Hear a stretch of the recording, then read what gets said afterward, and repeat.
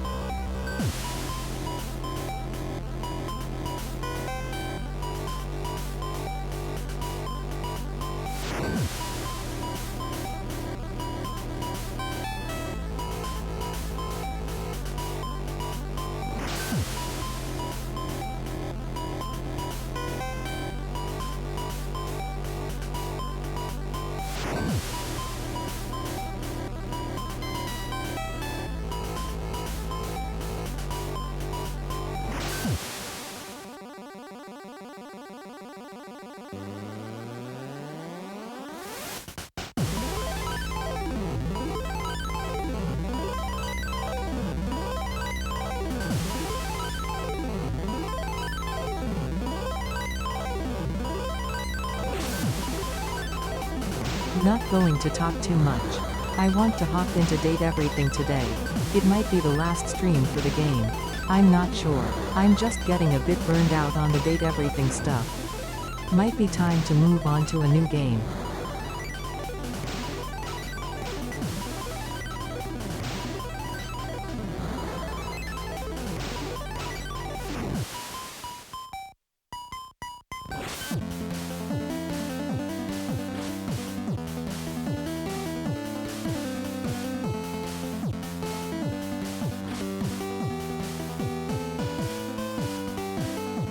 Let's hop right into it, and then later on I'll know if we're going to continue or not later on.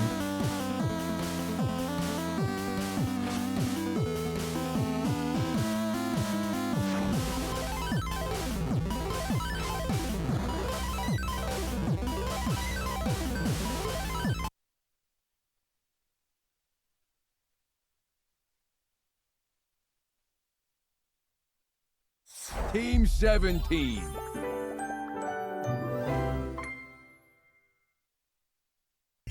Sassy Chap Games. Sorry for the later stream. I just wasn't feeling too well earlier. Dates everything.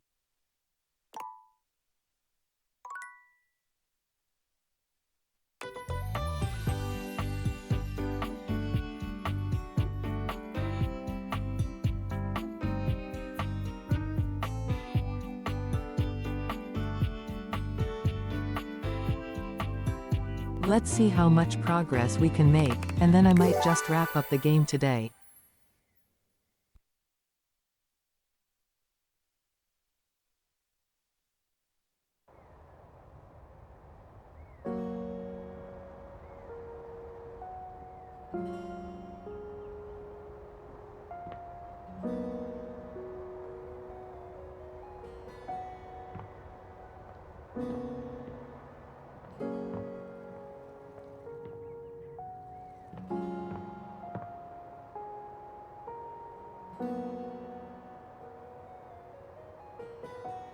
We haven't been to the attic in a bit.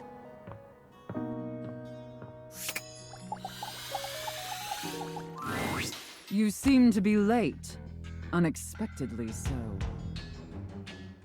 Whatever.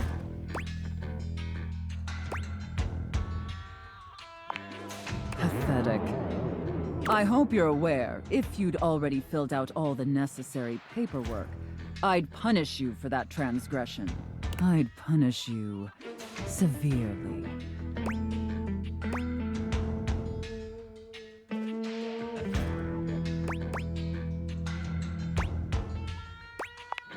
God, must you prattle on so incessantly? Listening to your pitiful yammering is like nails on a chalkboard. Whatever. Do us both a favor and keep your grating, unintelligible blatherings to the barest of minimums. My delicate ears deserve only the best. Don't you agree? Not necessary, but I do appreciate the pitiful attempts to earn my approval. Watching you squirm is quite satisfying. Not to interrupt, but quick check-in. That wasn't too harsh, was it? The whole unintelligible blatherings angle? Definitely let me know if I'm being too harsh. Like, I absolutely want to treat you like you're worthless garbage that completely repulses me. That's basically how I feel anyways. But I want it to be hot, not sad, you know?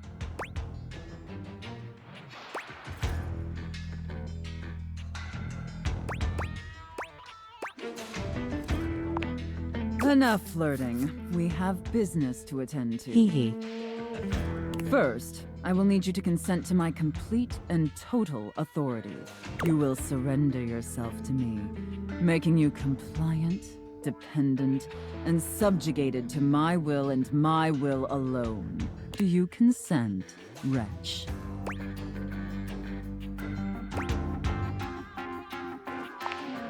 Very good, my little wretch. It appears that you can follow orders well, at least when you put your mind to it. That will suit you very well in your new position. And if you keep doing as I say, perhaps there are some other new positions we can try with you. But first, your mistress has another demand. As you now have responsibilities to me, I too have responsibilities to you. Great.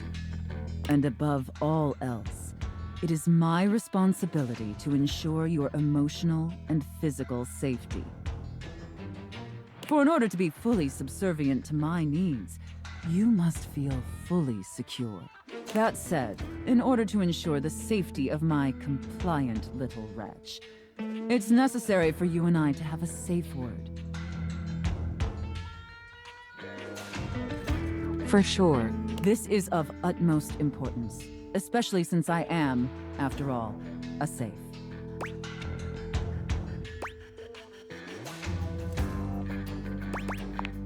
Usually I would choose our safe word, but since you've been doing such a good job today, and because I'm feeling particularly generous, perhaps I'll let you pick.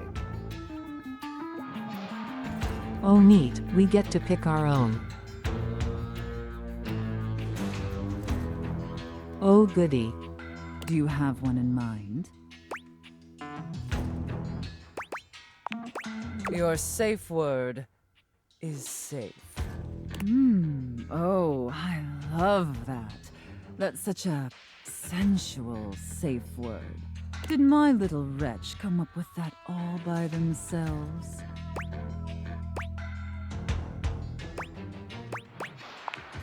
Interesting. I see. Maybe there's more to this pathetic little wretch than meets the eye. Of course, we'll have to put you through the paces to discover how depraved you really are.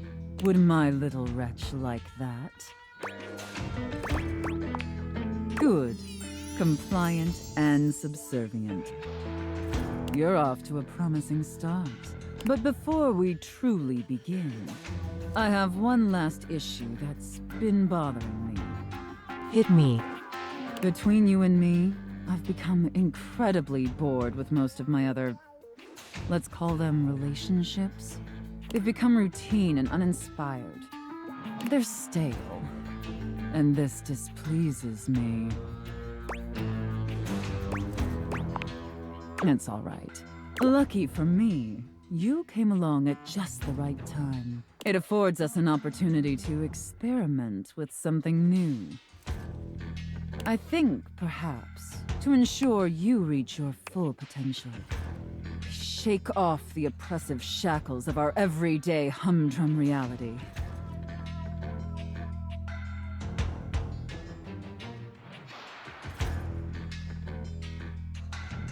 At the moment, not really anything.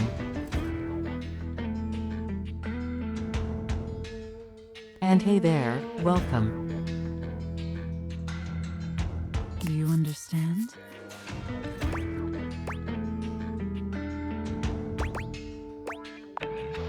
Oh, that could actually be very kinky.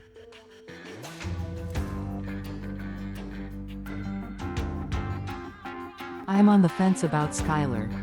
But that's not what I meant. Let me try again. I'm thinking in our relationship, we allow ourselves the freedom to expand beyond the limited confines of our stale, everyday identities and roles. Do you understand now?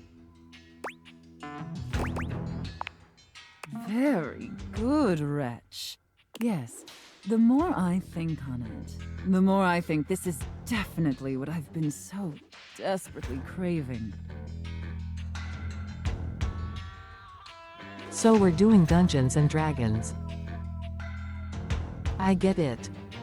And how lucky I am to have acquired such a pliable, subservient plaything to help me quench my thirst. All we need now is the appropriate canvas to paint our desire upon. If you beg for it, I'll let you choose. Show me, wretch. Show me how well you can beg.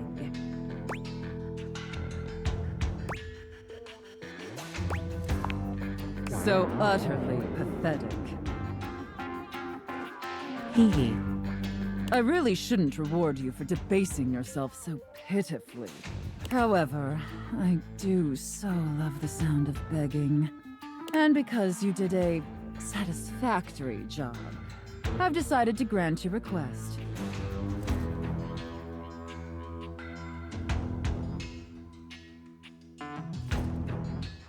Neat, we are satisfactory. So, wretch, out of these 3 tantalizing scenarios, which do you think your mistress would enjoy the most? Chef and prep cook, Santa and elf, and finally, IRS auditor and small business owner.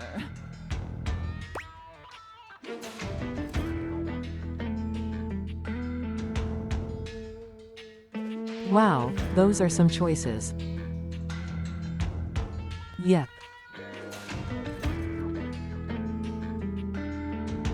Choices indeed.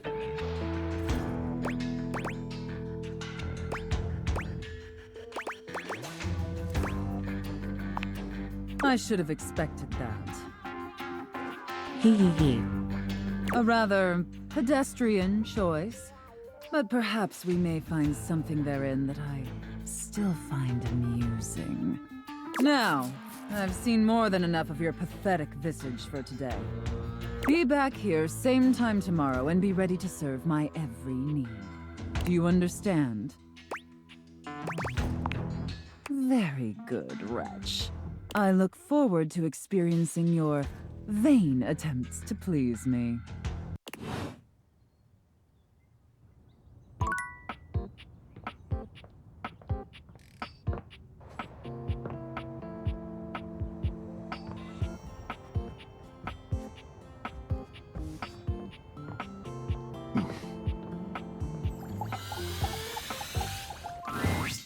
You are back!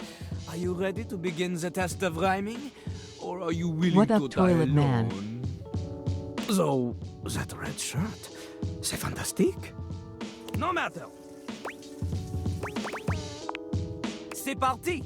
Okay, you have returned in time for the first test. This will be a baby game for babies, so little crapper can make sure you are not a little baby who hates. Baby game. Babies are full diapers, they are not ready for little crapper. Babies have trouble filling their lines in the choices below. They only have so many words before they fill the box, eh?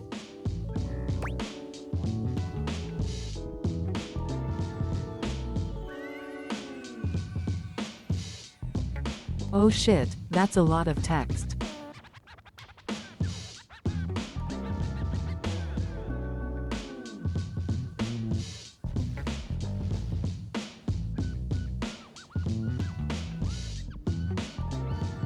Hang on one moment, this'll take a few.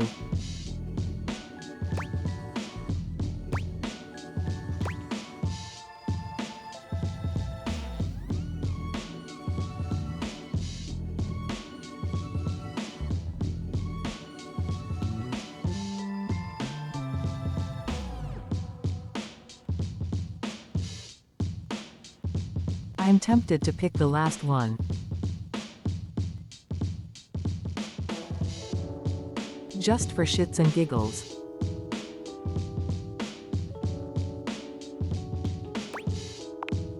Ha! See? Look how tiny your presence is! A rapper needs big presence. They need to shout! Luckily, Lil Crapper has an assistant for someone with a little baby voice like you. This is Ballcock!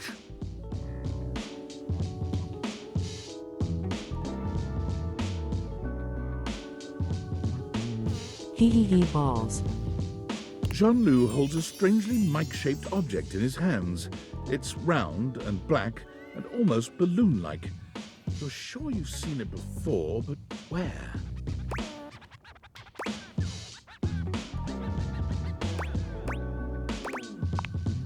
Look at Lil Crapper's mighty hand! Watch him stroke his own Ballcock as he sings! Put it near your mouth and witness. Ew.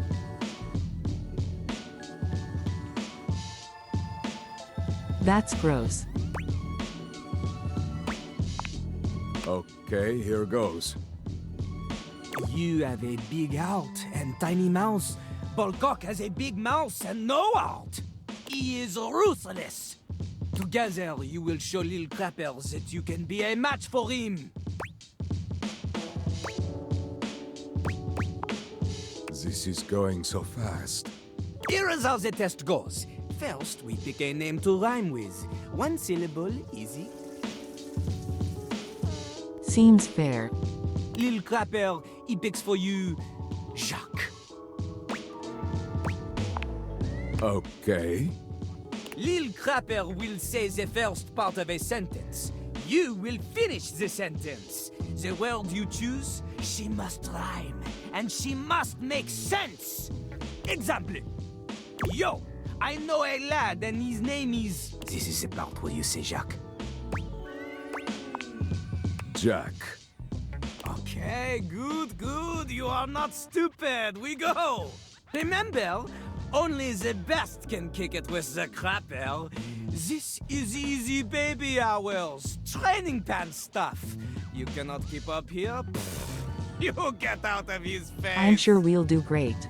Baby hour. Win again. Yo.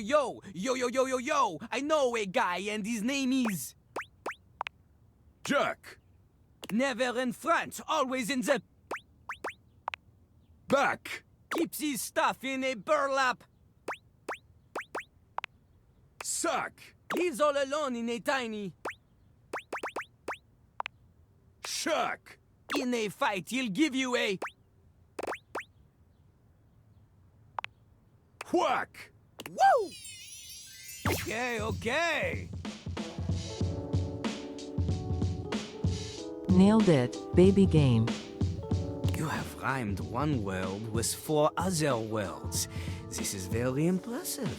To a normal person? Unfortunately for you, Jean-Loup is not normal. He is above normal, paranormal. He is like a ghost because he is so amazing that only 40% of people believe that he even exists.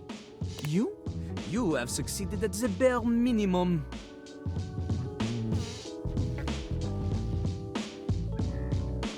Sweet, the bare minimum. But you keep proving yourself at this rate, maybe, just maybe, you can just barely keep up with Jean-Loup Pissoir, Lil Crapper himself.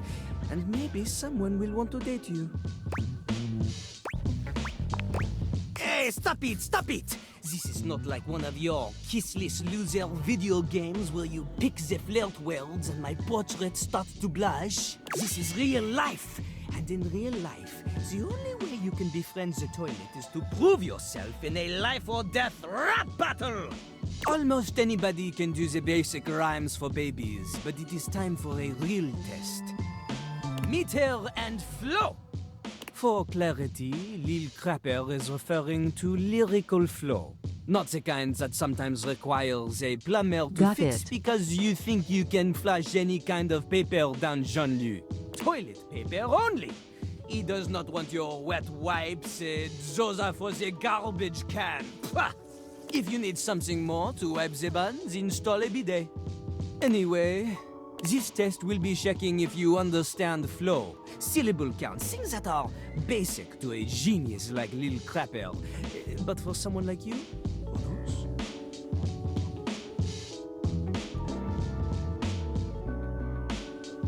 You got it, we can Are do you this, ready? baby game. You are not. There is much, much more to cover, and you look like you need a break. Damn. Jean-Loup understands this. He is familiar with small, refreshing breaks and not overstaying his welcome. Return again for more crapping.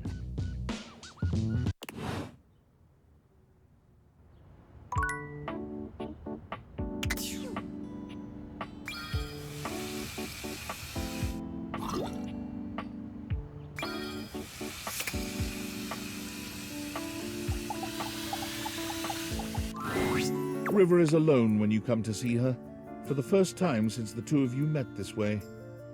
Hello again, River. That's not the only unusual thing here. There's something in the air you've not really sensed until now. She seems at ease, her body posture relaxed as she looks around the room. When she sees you, she smiles. You've never seen such a beatific expression on her face. Oh, hey! I'm so glad you're here. I was just thinking about you. Oh, that's sweet. I just wanted to thank you for our conversation the other day. Nobody's ever really seen all of me, you know?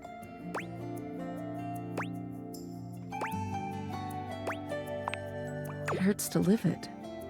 I just thought I was protecting myself. There's so many different rivers, you know, beyond even my different states. I just become whatever people want from me. Nobody's ever really known the real me. Some of them think they do, but they don't.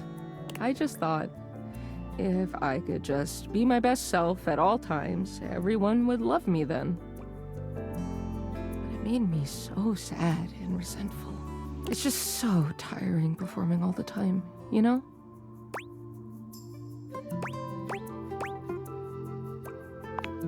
I'm so sorry you had to do that. I wouldn't have guessed. You seem so comfortable being yourself. To some extent, this will always be me.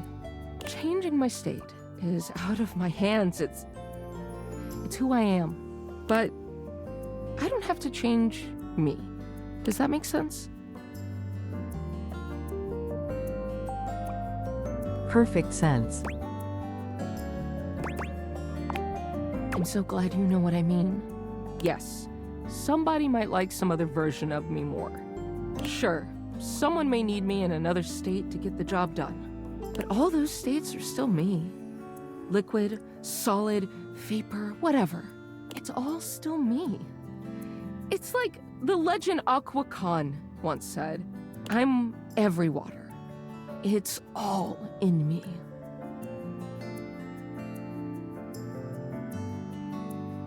Nice reference.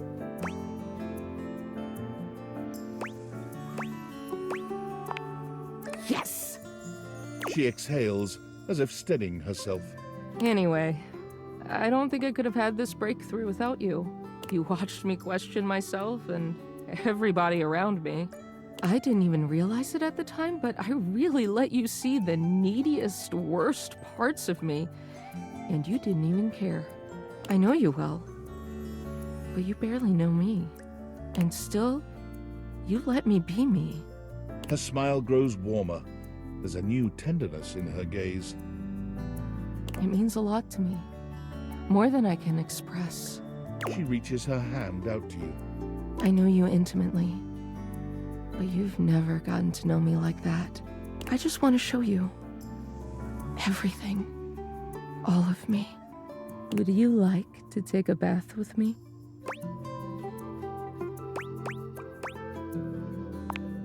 River smiles, taking you by the hand, and as she leads you off to the bath, you know nothing will ever be the same between you. It's not as if the bath itself is a novel experience, but this time it feels like the bath is taking you. The water is perfectly warm, caressing you in your most intimate places with a touch that's both Woot gentle woot. and bold. There's no doubt that when the night ends, the two of you know each other more intimately than you could ever have imagined. River is such a constant presence in your day in so many ways. She might be ever-changing, but knowing that she feels safe enough to be her truest self with you means the world.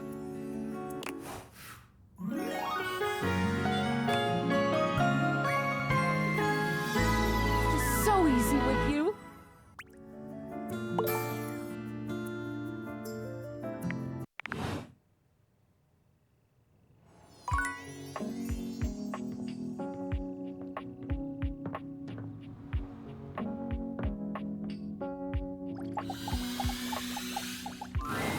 Oh, look! The NPC is back again.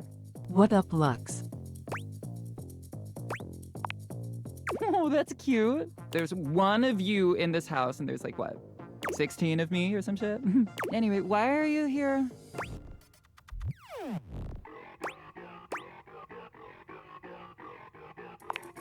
Like, what? Nailed it. Oh no, I hate you now. LOL.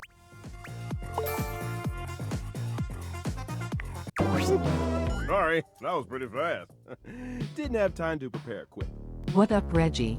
Not too shabby. You know, I'm not one for friendship much, but I think it's time we scooch up our relationship a half notch so I can throw you a bone in the form of specs points. We compadres now, you hear? Neat. Friends till the end.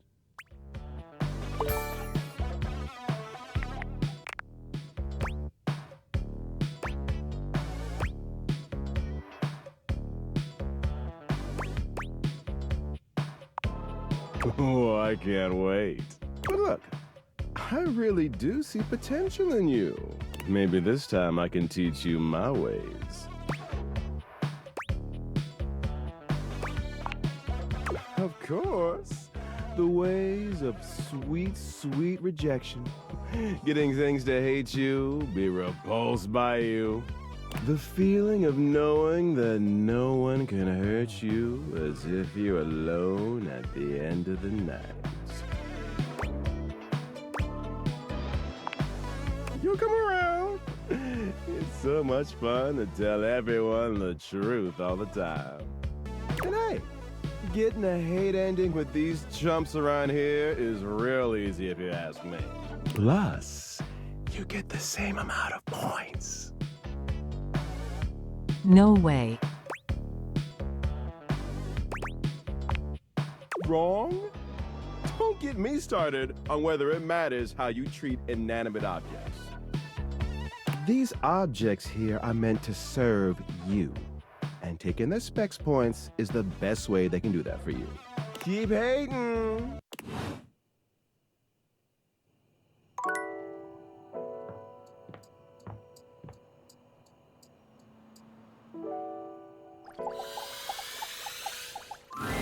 The game console turns on. What up, console? Team 17. Sassy Chap Games. Moonsurgence. Resurgence. This has to be the most immersive video game you've ever played. Your in-game companion is an absolute stunner, but she doesn't leave you much time to take in the sight of her. She waves you forward, looking around as though she expects an attack to come at any moment. You're here. I didn't think you'd make it back. Oh. Which way do you want to go?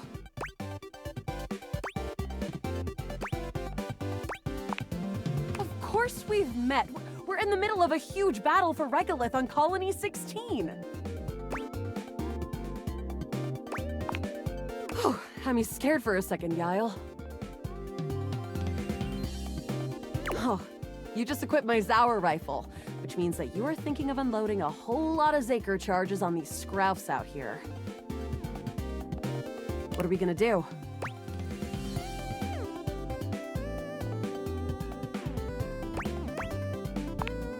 Bizork! Shoot them all.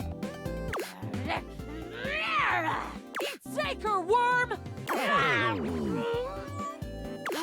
88 charges later, that's a whole lot of scrouf carcasses. Nice haul. That ought to teach Celine and her goons. We're near the compound of the Upholders. They'll have assassin class Upholders, as well as surveillance class. We'll have to sneak our way in, and probably start dispatching them with utmost violence. You up for it?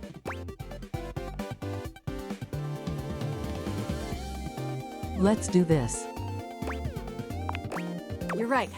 I'll put on my +5 shadow suit. It'll help us get through the sensors in there. Upholder tech is nasty. I found an entrance on the dark side. Should be an easy way in if we just follow the marker on the map. After a short walk, you find yourself standing in front of a bullet-ridden metal door, way out in the middle of the cold, grey landscape. This is the entrance I've never seen anyone use. With my chalk picking skills, we'll have this open in no time. Me? I'm your average member of the Resistance. Maybe above average. We fight against the Upholders who are determined to do everything in their power to druck everything up here on my homeworld. Cool story.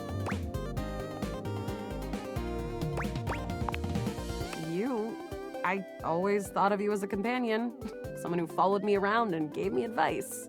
Cute, but expendable. Luna picks the lock, allowing you to peer inside. You can see hallways filled with shining electronic doors off into the distance. Here we go. Upholder Central inside.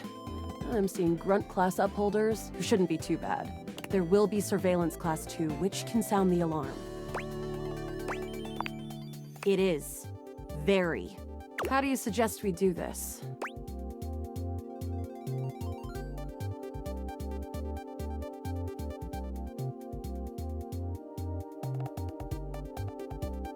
Probably being stealth should do it.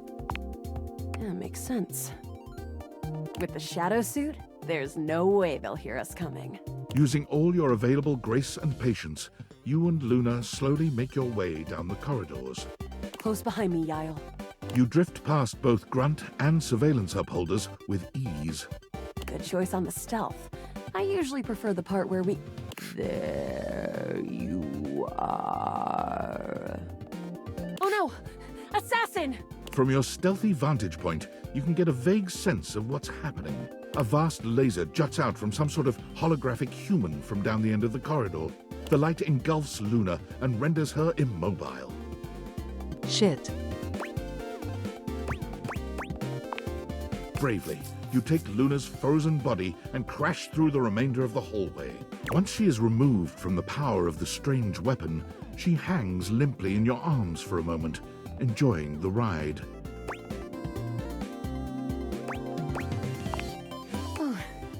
Guess I don't have to whisper anymore.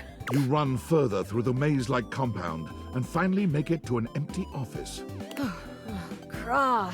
We lost a lot of gear there in the tryst of battle, but at least we still have enough health to get us through to the end. We're getting close. You wanna press on, or should we take a crafting break? We have a chance to use what's left in our inventory to make something that will help us in the final battle.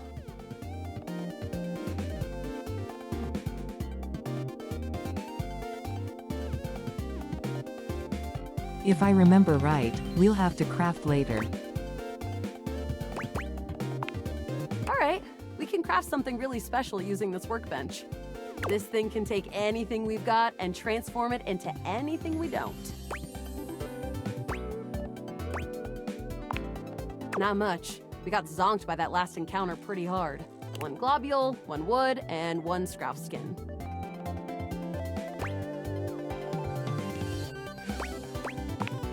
We'll have to find out. Okay, let's get started with... Got it. And then? Got it. And then? Got it. And then? All right. I don't think that's gonna give us anything we really need, unfortunately. Darn. But there's no reason to lose hope. Let me just put these together and... It's pretty globular, which is always good for defense. The wood gives nice heft, raising our attack. The scrouf skin makes anything look a lot better for comfort. We've got an amazing new piece of armor from this. That'll help us in the battle ahead. You and Luna make your way through the final threshold and stop right before the entrance. Oh no. There it is. The horror of it all. The way opens up into a large regolith cavern. Mining constructs mingle with moon rocks as the terminus of the station is reached.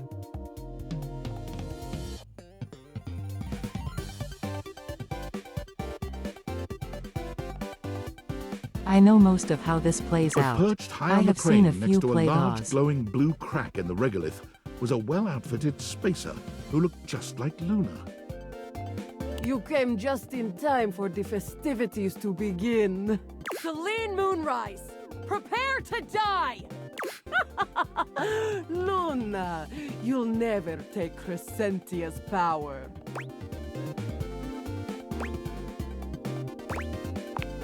Crescentia, the goddess of the moon.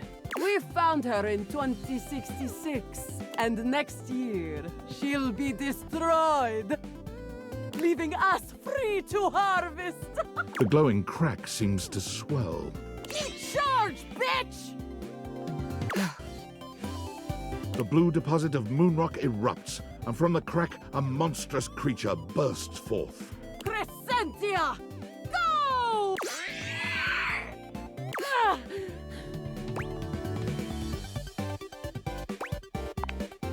Ha! Easy! Thanks to your crafting, Luna is able to withstand the Nice. mighty force of Crescentia's power. The battle is fierce, but ultimately Crescentia and Celine fall to the ground, presumably dead. Wow! Did that without even a single save. Great job, Yael. I couldn't have done it without you.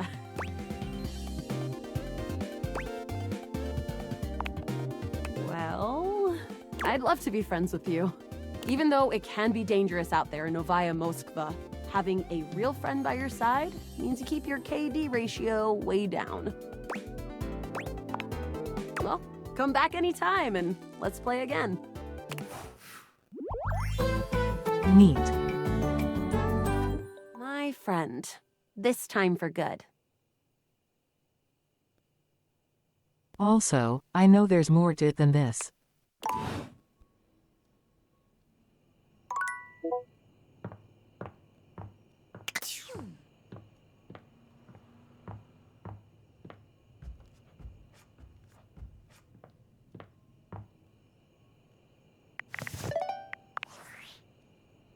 It's me.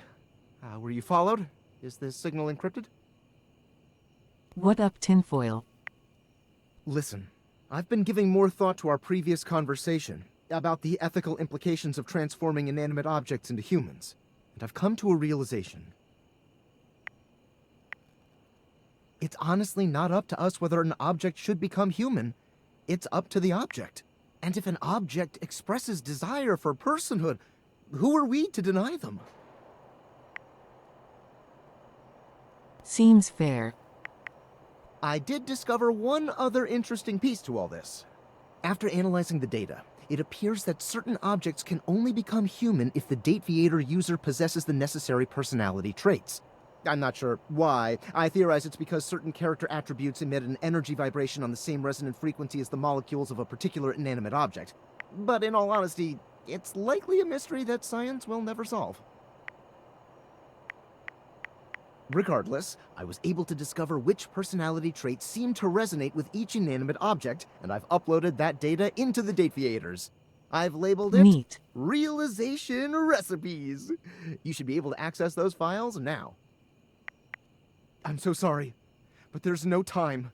Valdivian's goons were closing in, so I was forced to flee to a country in South America to avoid detection, and my cell carrier's overseas data plan is very limited. Seriously? 10 megabytes a day? I can barely send a GIF. What a joke! Remember, check the Dateviators for the realization recipes. Will do.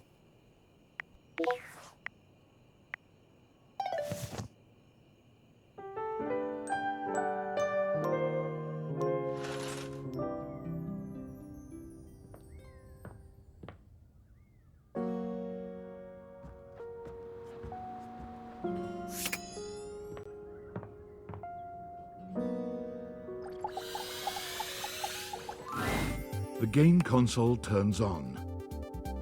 Again. Team 17, Sassy Chap Games, Moon Surgeons. Here you are once again, back where you started, with your beautiful companion urging you to make a decision. She looks at you just the same way she did the last time, with a strange familiarity, but still not quite recognizing who you truly are. You're here. I didn't think you'd make it back.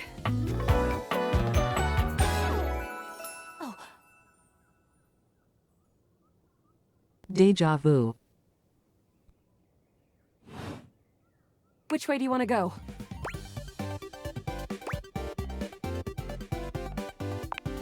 Of course we've met. We've been about 17 hours into this quest line. No. I would definitely remember something like that. I've got quest updates and relationship statuses in my Statadex anyway. And I don't see anything about an actual connection we've had aside from mission partners in here.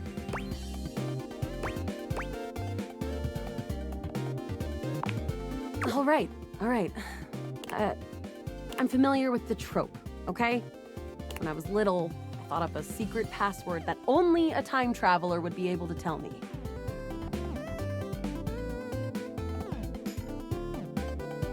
Hit me with the password. Password for me is Lincolnberries. Okay, got it. Just give that to me next time you see me, and I promise I'll believe whatever crap you hash at me. Now let's get back to blasting. Oh, you just equipped my Zauer rifle, which means that you're thinking of unloading a whole lot of Zaker Hey there, charges on these hope you are Strauss doing out well. here.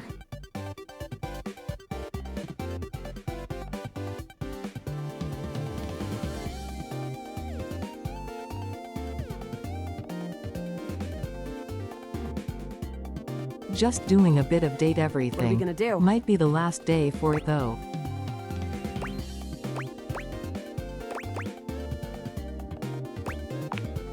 Bizork! Take 88 char- That ought to teach Celine. We're near the comp. They'll have assassin class. We'll have to sneak our way in. And probably start dispatching them with utmost violence. You up for it? Yeah, sneaky stuff.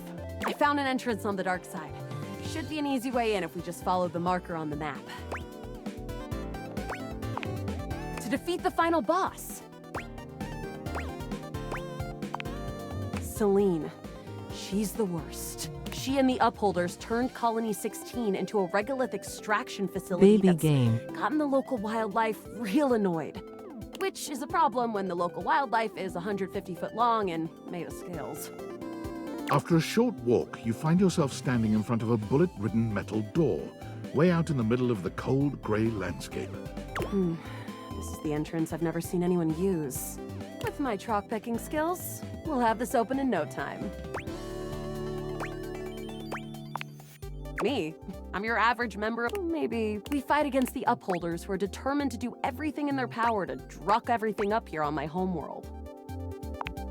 Positive about that. The surroundings might be gray, but what's going on here is black and white. Luna picks the lock, allowing you to peer inside. Here we go. Upholder Central inside. I'm seeing Grunt class Upholders, who shouldn't be too bad. There will be Surveillance Class 2, which can sound the alarm.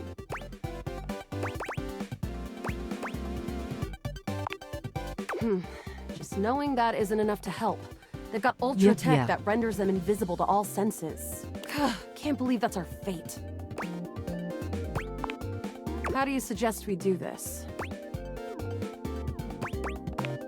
Dating? Why would you do that?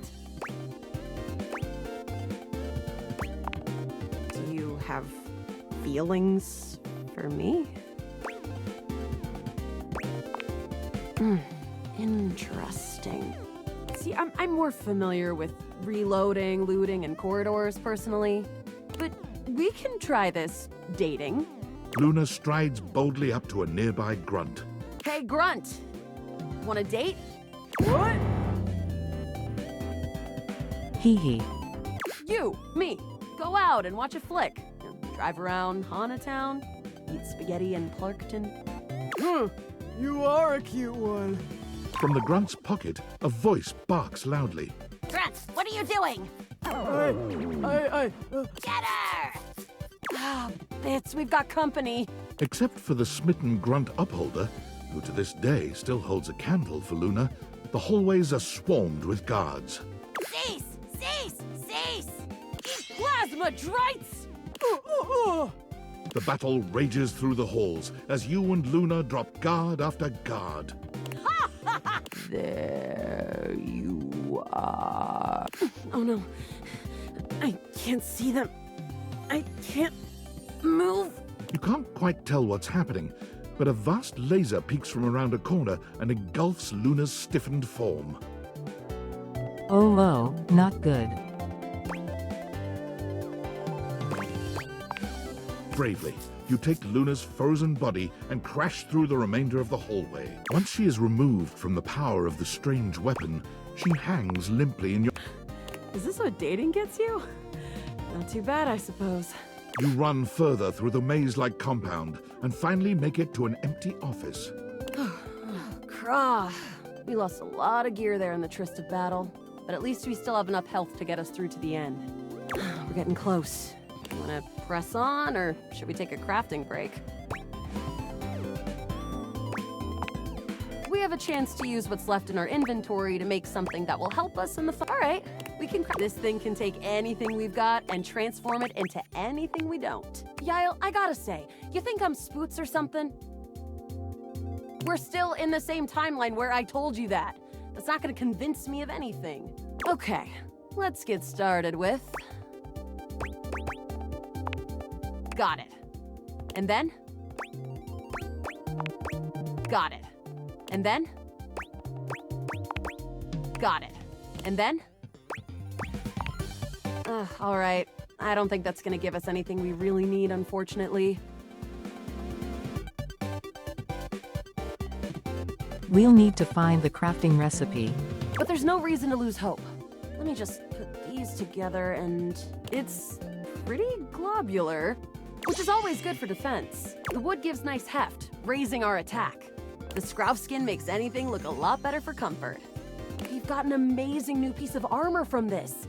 That'll help us in the battle ahead. You and Luna make your way through the final threshold and stop right before the entrance. Oh no. There it is. The horror of it all. The way opens up into a large regolith cavern. Mining constructs mingle with moon rocks as the terminus of the station is reached. But perched high on the crane next to a large glowing blue crack in the regolith was a well-outfitted spacer who looked just like Luna. You came just in time for the festivities to begin. Celine Moonrise, prepare to die! Luna, you'll never take Crescentia's power. Yes! Oh, what's wrong with me? The glowing crack seems to swell. Charge, bitch! The blue deposit of moonrock erupts, and from the crack, a monstrous creature bursts forth. Crescentia! Go! Ah!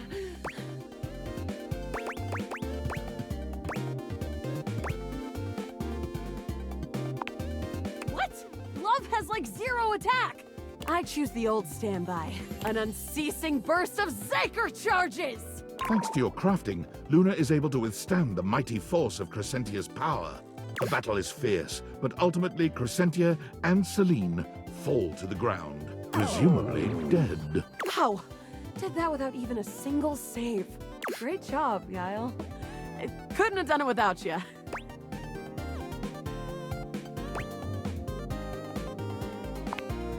Well, if you'll... Don't think I didn't notice those little flirting responses you gave.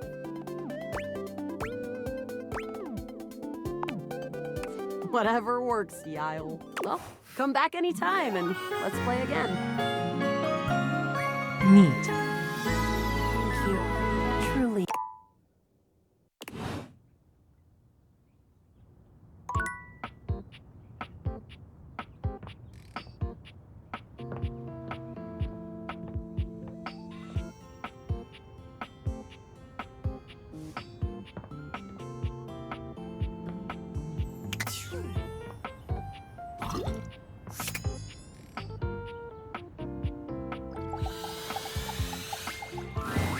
You return to Lil Crapper. What up? Are you ready to test your flow? Okay.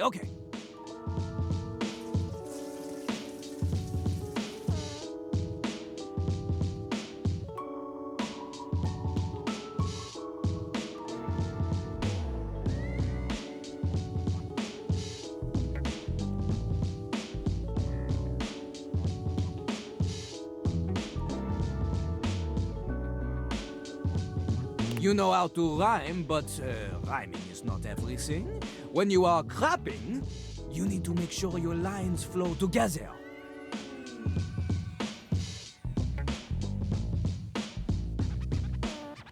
Hit me, I've got the funky flow. The smoothest rhyme isn't really smooth if the rapper don't know how it's used. Ha! It's about delivery. It's about confidence. But it's also about not being terrible, so remember not to be terrible.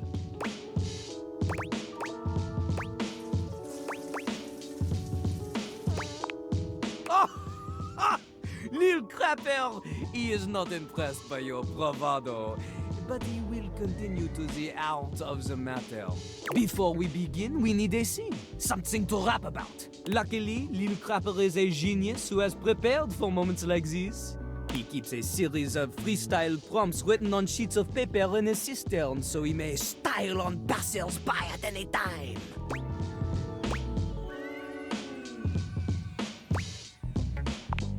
Lil Crapper ignores your question.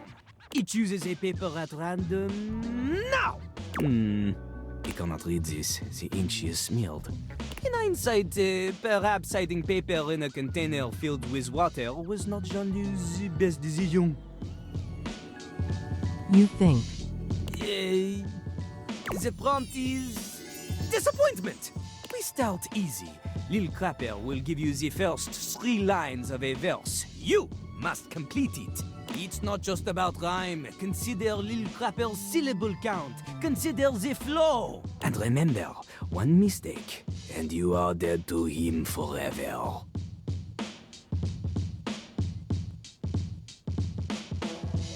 Seems legit, let's get it.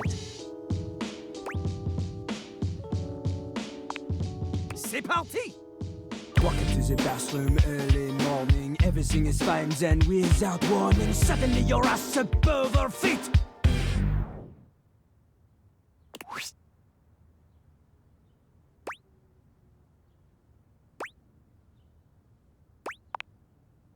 Turns out I forgot to lift the seat. Now you're late for your date after cleaning up, and you make it at the door, but you're feeling rough. Then you look and you're shook and you just explode.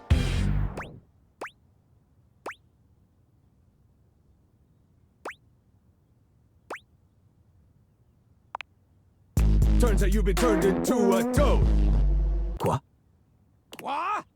Even if that matched the energy of Lil Crapper's second line, which it did not, and even if it matched the syllable count or the rhythm, which it did not, he would still be asking, Quoi? Perhaps you are trying to inject a little bit of personal experience into the song, eh? You turn the protagonist into a toad so he is small, like you. Small, sad little person. That was rude. Who cannot sing and fails to get the kiss from the princess. Oh, Jean-Loup feels sad for you. But not sad enough to keep you around. Hop away, little toad. Casse-toi. Bitch.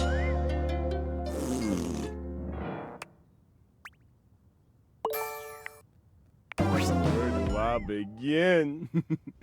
You crapped the bed. You're shit out of luck. You really pissed him off? I could go on. Now, flush that relationship away.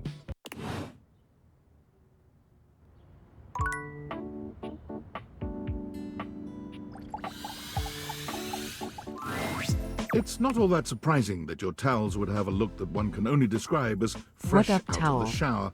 The fluffy terry cloth clothing and glistening skin are expected. What you did not expect to see, however, was a six-pack you could do your laundry on. Wait, hold still. He holds his hands out in front of him, stopping you in your tracks. Hostile from the start? Trust the plush.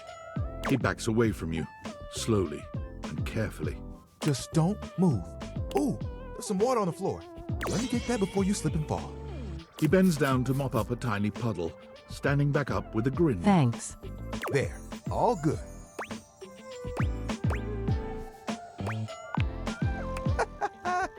Some might say that I saved your life. Hey, hey! Did you see that dude? Tyrell shifts uncomfortably, seeming to address someone you can't see. Ah, okay. Ah, come on, man. I know I'm bombing. He gives you a sheepish little smile. Don't mind me. Just talking to my...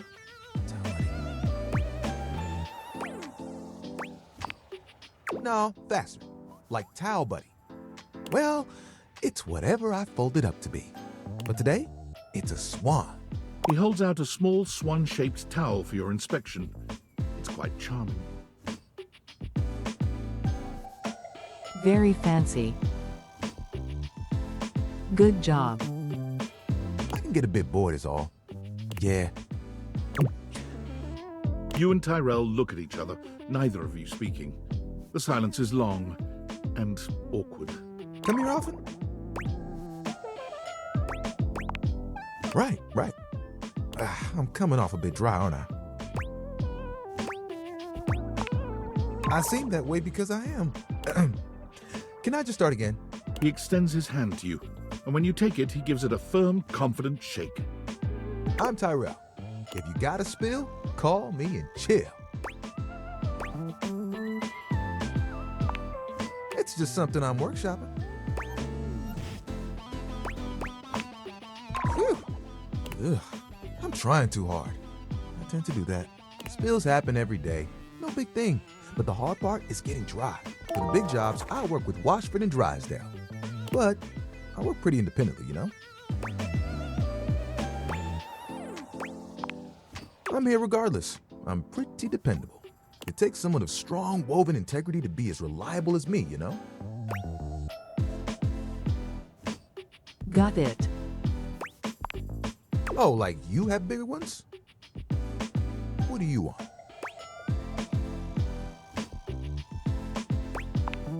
Honestly, that sounds like a pretty damn huge aspiration. There are things I want to do, but My job is important, you know? Those spills ain't gonna unspill themselves. And I won't be spilling things to you until I get to know you better. So, let's make a deal. Next time you see me, I'll show you something cool. And maybe I'll tell you a bit about myself. I'll show you an idea I have. Deal.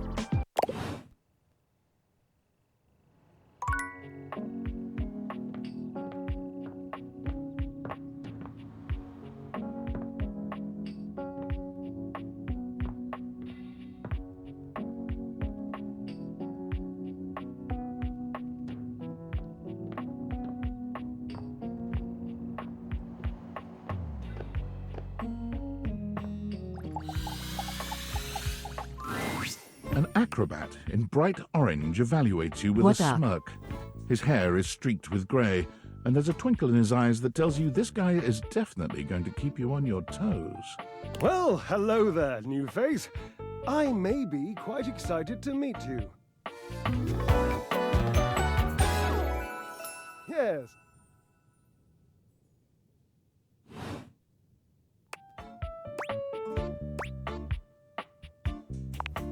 Ah, is it though? Am I excited the way I would be about a bratwurst? I guess so. Or the way I would be about that fantastic red shirt of yours. Which is different from how I feel about fireworks or a sequined codpiece. So much complexity. So when I say may, I have a voluptuous suspicion that may be the emotion I'm experiencing. Yes.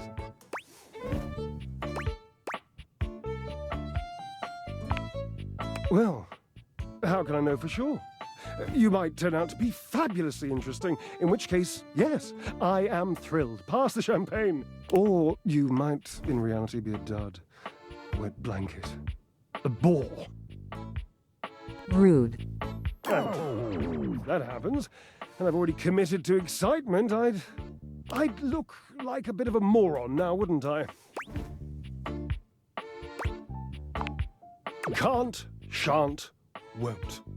Dignity is key. So, tell me, am I excited? Or am I already sorry I asked? And keep in mind, when I'm disappointed, my finely toned trapezii tend to flare unexpectedly.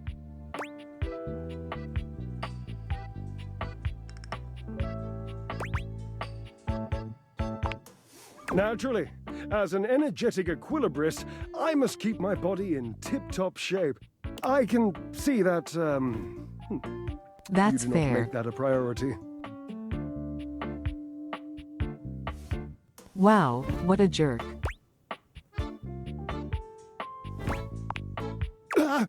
You hate the tireless pursuit of physical excellence?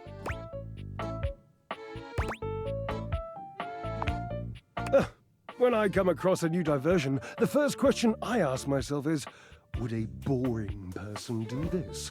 If the answer is yes, I avoid that thing like cheap shoes.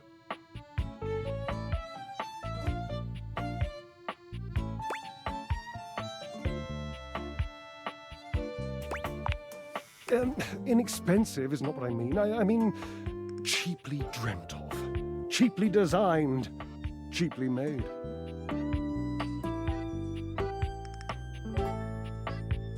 He's already calling us cheap. You wouldn't understand. You have no delicate sense of the physical world. This is why you hate the gym, because you're too desensitized to truly appreciate subtle physical experiences.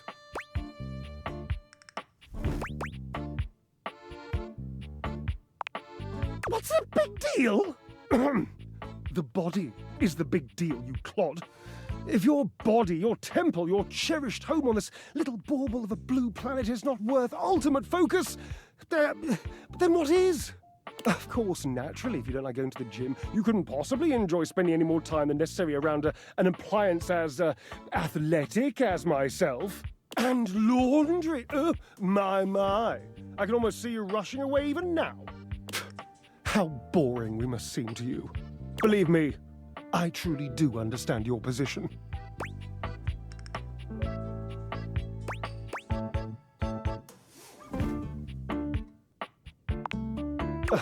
I forgive you, of course. Not everyone is the same. I Yeah. suppose that's why it's important to find those who like what you like.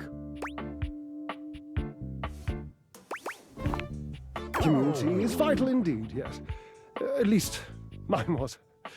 It was not popular, though. It was comprised merely of, one other. But what a one. I think if you ever have one like him, you wouldn't think of it as just working out anymore. You would understand that it's a kind of worship. One of the reasons I won't go for love, he has Washford. One does get lonely without that connection to the divine. Ha! Yes. In a manner of speaking, he moved away from my effervescent embrace into a depressive teenage temper tantrum. There will be almost no muscular exertion at all. Okay, there is a little bit, but you won't break a sweat, I promise. Call Washford for me.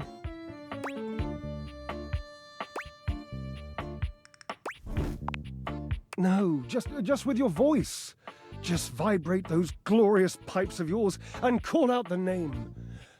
Washford. Just wait a moment. He should be here. It appears your pipes are not glorious enough to traverse the great distance that still persists between us. You'll have to use your feet. Not as glorious, slightly floppy really, but hopefully effective. Have at it!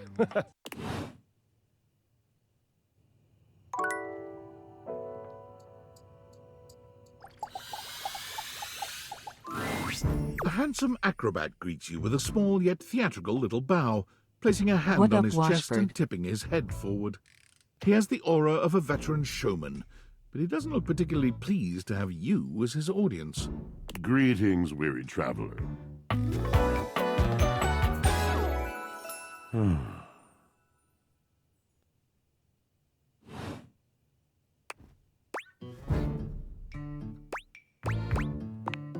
Naturally, my senses are heightened when I'm in a mood. Yes, a long and solitary bad mood. For this, for everything, we are out of tune. You aren't serious. You jest.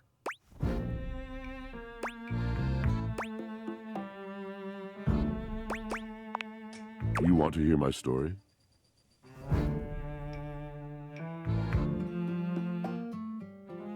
Of course.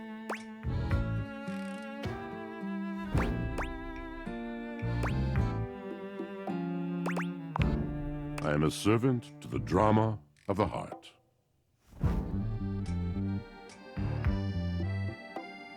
Hit me with it.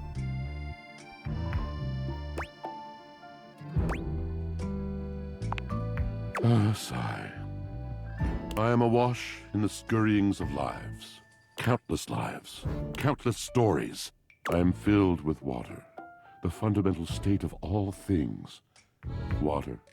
The tears you cry So when dramatic. you are born. When you are made. When you are broken. It is the sweat that drips from brows and shaking knuckles in alleyways, in schoolyards. It flows over its own frozen self down dry and grateful throats. It drops from noses in blazing sunshine onto lemon-printed bathing suits. It is the wellspring of ancient secrets, held in rough clay bowls. I am surrounded by it.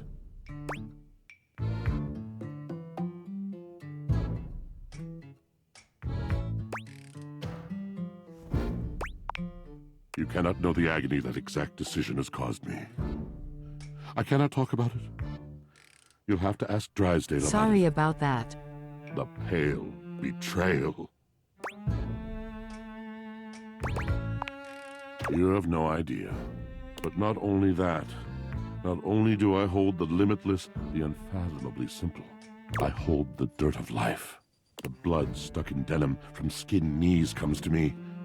The stains of earth from a weekend spent burrowing into trees and the slimy, crawly things. The makeup smeared onto shirt collars and cuffs, streaked mascara, and embers of a lipstick that blazed once. All of this comes to me to be absolved. It may be dissolved, but it does not disappear. It cannot. Nothing does. I must keep it all. It is a vast treasure house of memories, of senses, and it is safe with me. They really just need to bang. But how can I, just me, survive that? How could anyone bear the weight of that much life?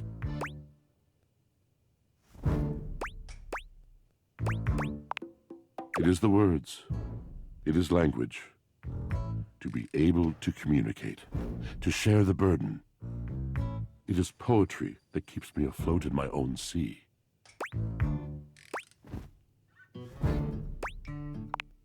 You mean it? And this at last is the dawn? Such bewilderment comes with the sight of the room, I cannot tell. I have lost my only friend.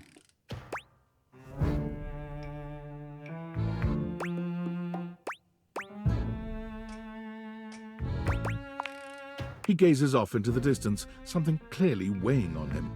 His eyes narrow for a few moments, and then he sighs. Drysdale.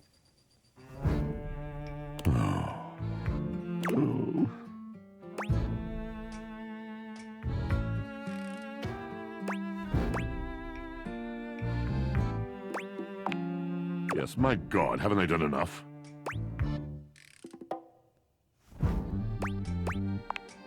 Drysdale. He was a phantom of delight when first he gleamed upon my sight. But we are quite forsaken.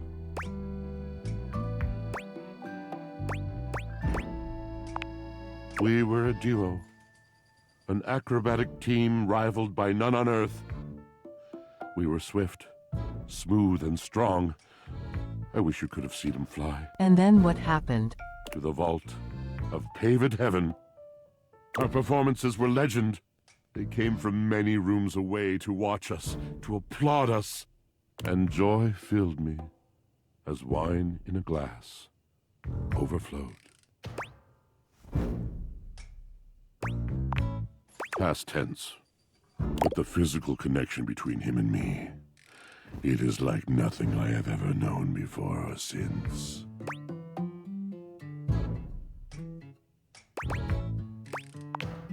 He does not need poetry like I do. When he talks, it is a breeze to my tempest. And to him my tempest seems but a suggestion, a rumor of rain in another man's country.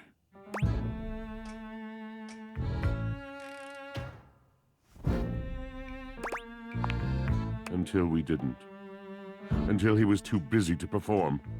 Too occupied with other things to tumble with me.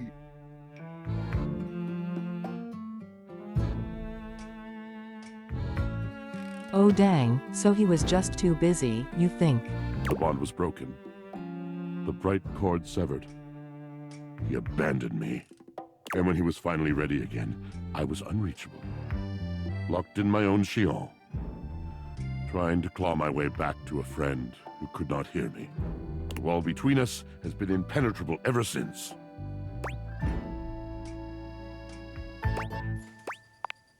Yes, it's been years. As I said, traveler, a long and solitary bad mood. All moving things come to an end. A knotted willow. I miss him every day. Though you have been a rather dismissive and flippant creature, I find I am still charmed. I didn't know I could still feel that way.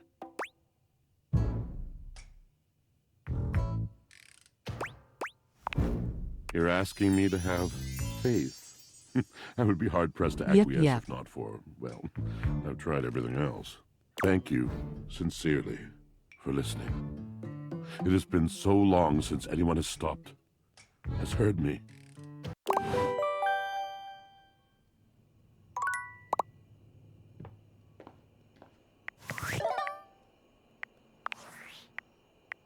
Attention, jackasses! It's been weeks already, and What you're up, seriously David? telling me there's been absolutely no movement on this missing glasses issue?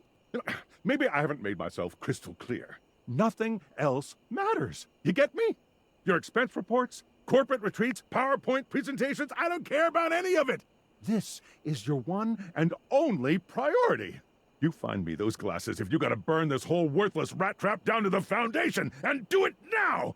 Secretary Dawson at the Pentagon is breathing down my neck, and his breath stinks like flaming garbage! You think shareholders are bad to piss off? You do not want to screw with the U.S. Department of Overseas Violence, get me? We're all gonna end up buried alive in some desert somewhere! Find me those glasses, now! And who the hell came up with the 15% off transparent items promo? No consumer buys anything based off of how transparent it is! Find me whoever came up with that crap and fire them! David.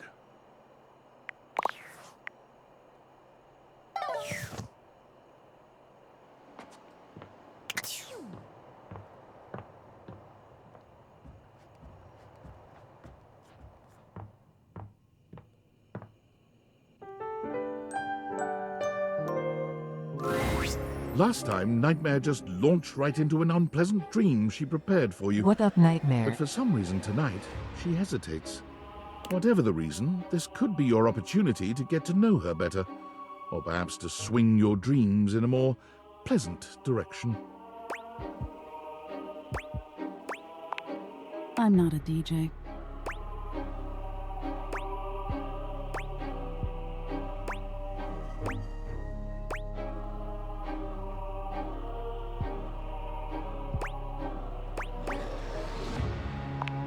Oh. Well, sure. I guess we could for a little while. We've been talking about fear, and what your fears mean to you. Would you like to talk about more of your fears? Me. This isn't about me. It's about you. Maybe we should just talk about things you want instead. Tell me your deepest desires.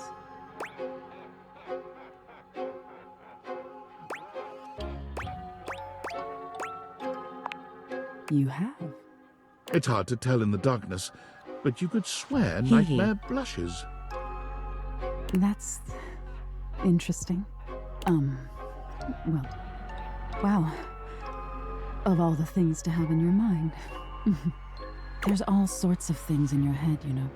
And I can dig through them and try to make the best sense of it I can, but haven't you ever wondered why some of your dreams are so nonsensical? Not really. I can make anything scary. But the scariest dreams are the ones that stick with you when you wake. The ones that come from a place of true fear. Things that keep you up at night. So you telling me those things about your biggest fears, it was nice of you. You gave me the keys to really scare you, I guess. I'm not used to people playing along with me.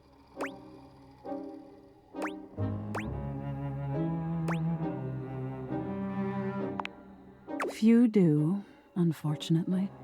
There's so much to be learned from nightmares. On an animalistic evolutionary level, some say nightmares are sort of like practice for life-threatening scenarios. Nightmare just seems to be doing their Others say job is nightmares all. are just your brain sorting through stressful events from your day. All pretty useful things, in my opinion. And yet, despite all the scientific advances humanity has achieved, no one really knows that much about me at the end of the day. It's a little sad, isn't it?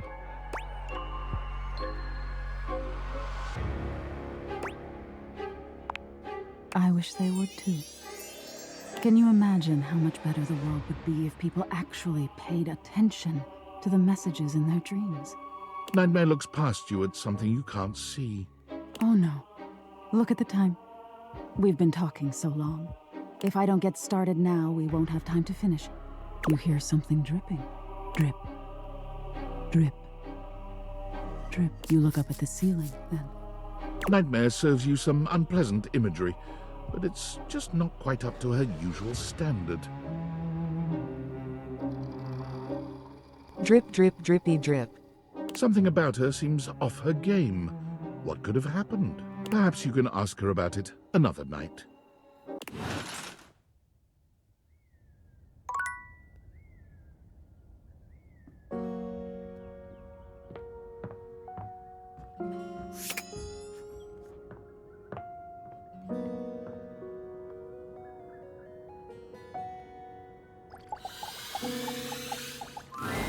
The game console, Team 7 Sassy Moon Surgeons. Here you are once again, back where you started, with your beautiful companion urging you to make a decision. Again. She looks at you just the same way she did the last time, with a strange familiarity, but still not quite recognizing who you truly are. You're here. I didn't think you'd make it back. Oh. Which way do you want to go?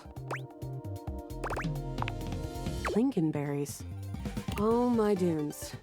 We've got a timeline crisis here.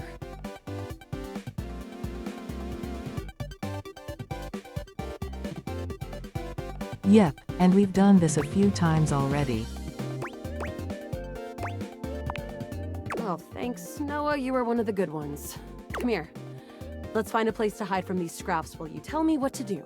Luna grabs at you, and you both wiggle through an open fence near some scattered power grid structures. Just tell me where to go.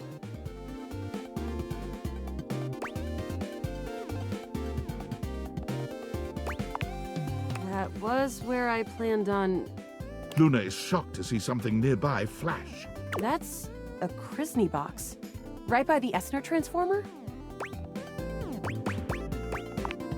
Left behind by Krisny and Associates. These things can contain all sorts of good gear. Neat. Luna opens the box to find a pair of futuristic goggles, which float and spin in the air in front of you both. These are Mark II Xeno goggles. Very fancy. An incredible upgrade. I'm keeping these. Happy accidents, huh? I'm the only one who can wear them. You're already wearing some sort of Xeno tech on your slots. Looks kinda lovely, if I'm being honest.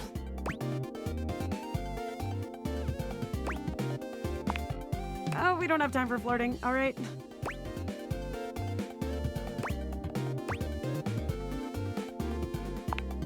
Now, let's get to the facility. After a short walk, you find yourself standing in front of a bullet-ridden metal door, way out in the middle of the cold...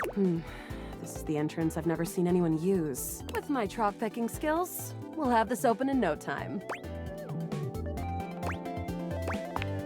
Me? I'm your average member. Maybe. We fight against the upholders who are determined to do everything in their power to druck everything up here on my home. You are cute. Luna picks the lock. Here we go. Upholder Central inside. There will be Surveillance Class 2, which can sound the alarm. Just knowing that isn't enough to help. They've got ultra tech that renders them invisible to all senses. Can't believe that's our fate. And leave myself open to getting killed? That tech is impressive, but not combat ready. How do you suggest we do this?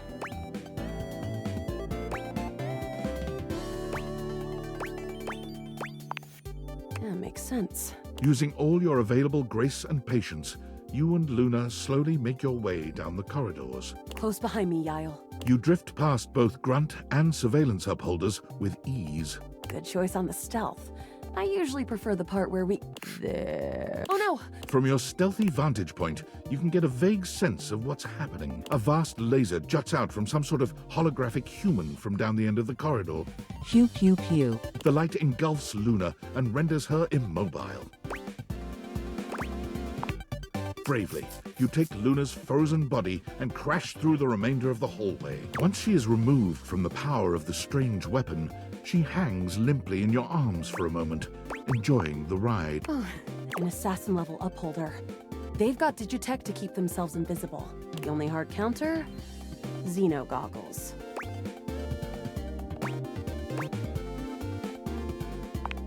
Come on, Yael. Not your fault.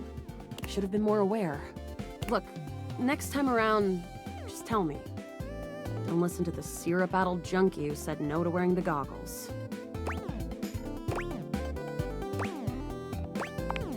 We'll have to remember that for next time. Well, you will.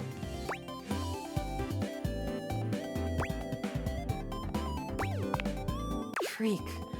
Can't believe we're here. Seems like a dead end. Hey, you might disappear after this, but I keep going. Darn. And I'm not planning on going anywhere, resources or not.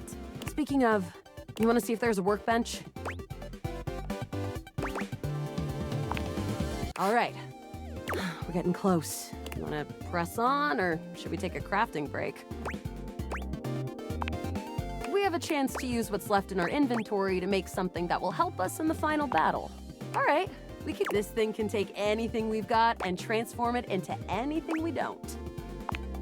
Not much. We got one globule, one wood, and one scrap skin.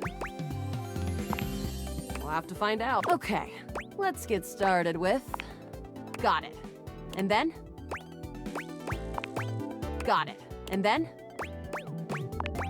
Got it. And then? All right. I don't think that's gonna give us anything we really need, unfortunately. Darn. But there's no reason to lose hope. Let me just put these together, and it's pretty globular, which is always good for defense. The wood gives nice heft. Raise the scrap skin makes it. We've gotten a... You and Luke. Oh no, The way opens up into but perched high on the You came just in. Celine! Luna, you'll never take Crescentia's power. I agree. the glowing the blue deposit of Chris!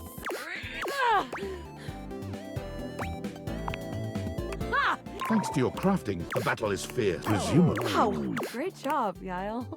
I couldn't have done it without you. Well... Luna's Xeno goggles catch a small screen dropped from Celine's grasp. Wait, Celine left something behind.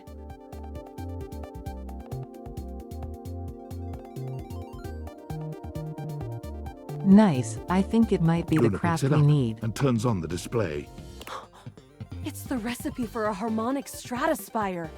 The Resistance has been working on this tech for a generation. It's that beam can erase a crack in the continuum for good. And I think something about your timeline tripping abilities and Celine's rise to power have something to do with each other. But she's already died in this timeline. You'll have to come back with the knowledge of the recipe. It's 4 globules, 1 wood, and 2 scruff skins. Remember it.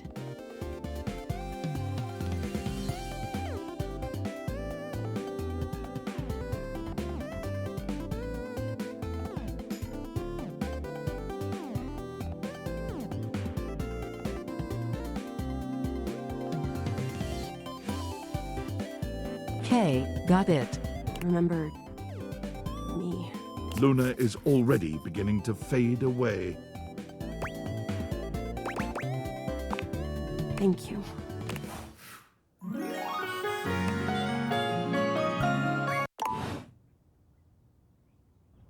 Thank you. Truly.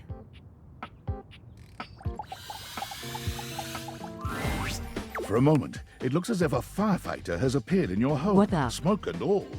But a closer look reveals the smoke is in fact attached to this apparent firefighter's head.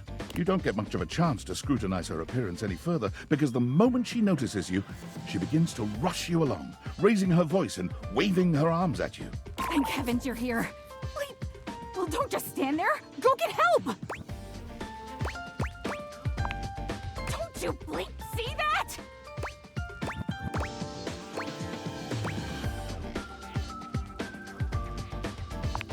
Please, why?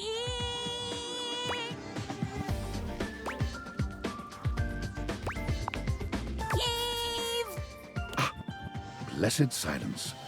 You can finally hear yourself think again. Got it. Alrighty then. Armo alarm at your service.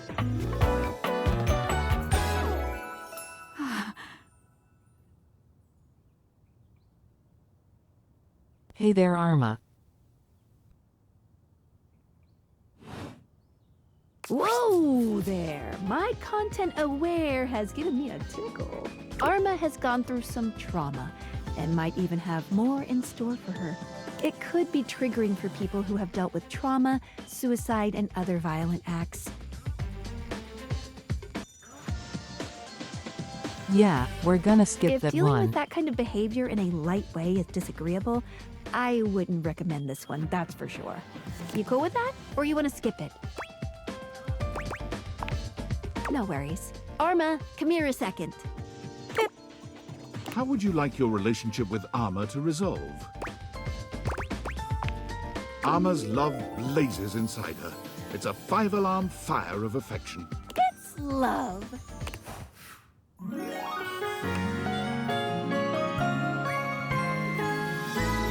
Already.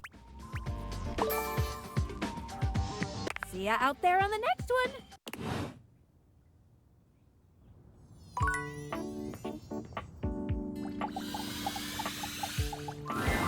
The figure who stands before you has the casual, confident air of someone who knows just What up, she's window? about.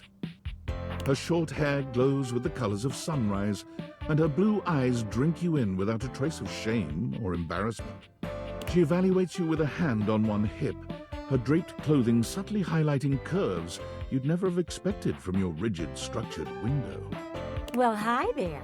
I'm Gwendolyn. Oh. And you? Well, you're quite the looker, aren't you? She seems nice.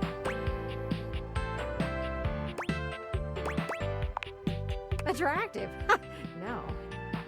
You're the one looking out at me all the time. Look, I don't mean to be so forward, but I found I'm happiest when I'm transparent about what I want and what I'm looking for. And unlike most everyone here, I've been ogled by humans for centuries. I have had enough attention on me, thank you very much.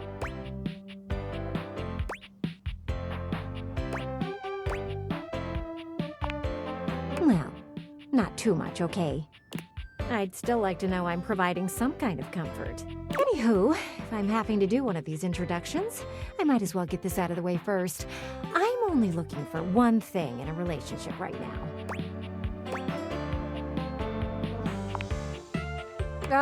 Perish the thought, swashbuckler.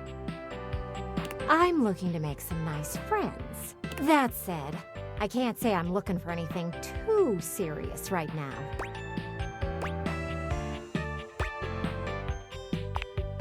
Dang right. Oh, don't worry. It's nothing to be too intimidated by. There's so much to do in this world. So many views to see.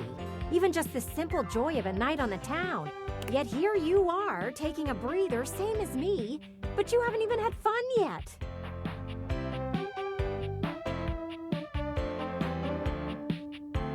I think I've had enough fun. I just want to see you live a little, that's all. Stop watching life pass you by. Enjoy yourself. Kiss someone. Kiss many someones. And then maybe, in between your adventures, you can come tell me about all the fun you're having. Over and out.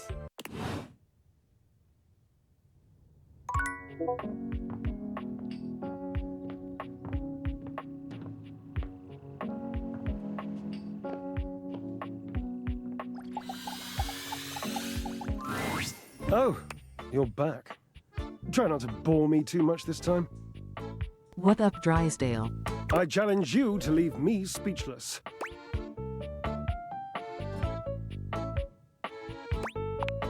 Well, well. Look at you. That may be possible. I do adore trying new things. So you are. More points for you. You are doing well. What a fun game this is.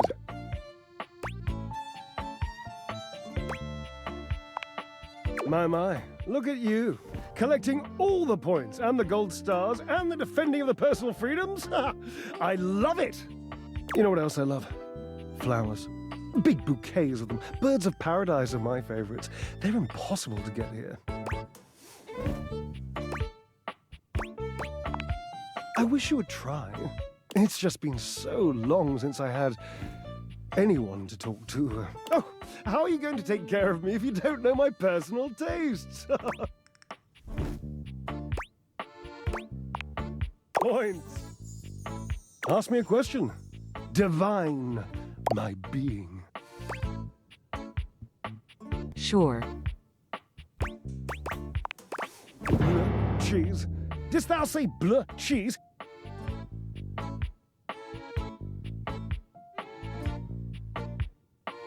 I guess they don't like that. Burrata or death?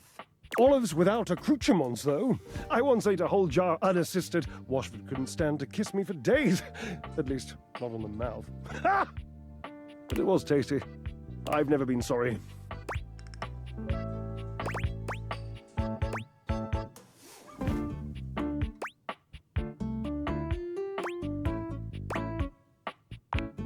Oh, this is an easy one. I have a long-standing love affair with the tassel hound. And if you don't know what a tassel hound is, which wouldn't surprise me given that you're, well, human, you must go and chat with Matteo. Yes, so damn many of them, you know, and they are adorable.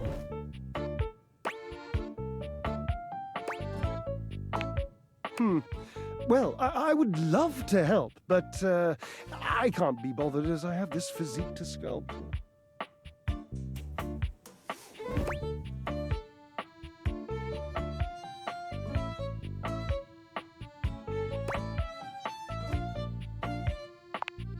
Well, of course, silly. We are stackables, after all. We are not brothers or anything incestuous as that. Just a mere 25-year fling.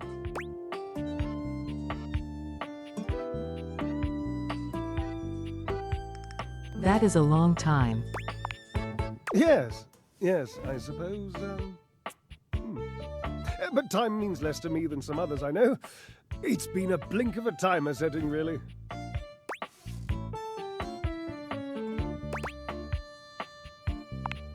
I was better at it in the beginning, but it's been so long.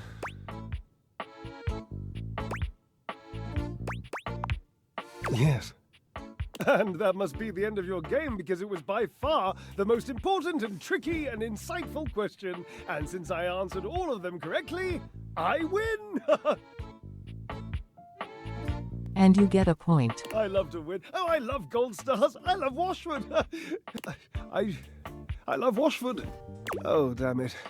Drysdale runs a hand through his hair, shaking his head. Oh, God. I can't tell you how inconvenient this is.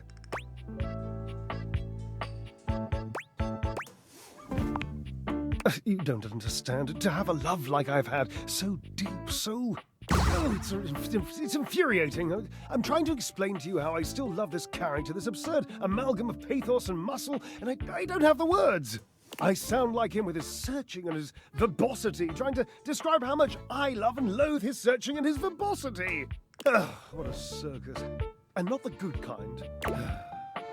You must do something for me. You can see now, I trust, that I am incapable of solving this puzzle on my own. I'm too bound up in it, and I have loved being bound up before, Cherub, believe you me. I'll be sure to help both With of these this people. Dramatic pause. I am entangled, and you must help me.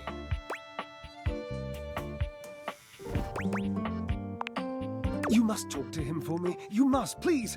Try to repair this chasm, this rift. It's like a new stained canyon has torn its way through my heart. Will you, please?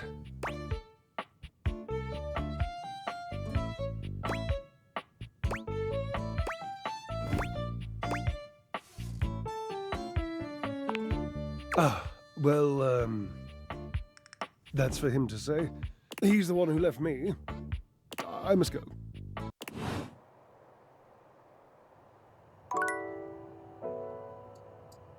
Oh damn, more drama.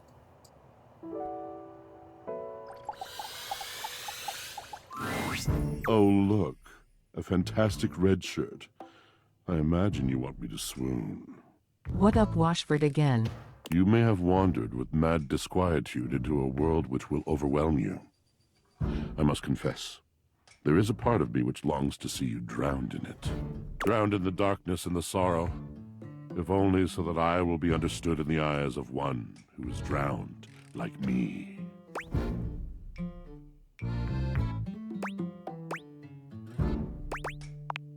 It goes as it goes. I was. My God, I was. And the light and the darkness consumed us both. And time crept in this penitent crawl moment to moment, to night, and I didn't notice. He's just so dramatic. I have not enough breath in me to care for anything but this. For anyone but this. For anywhere but this now, my love.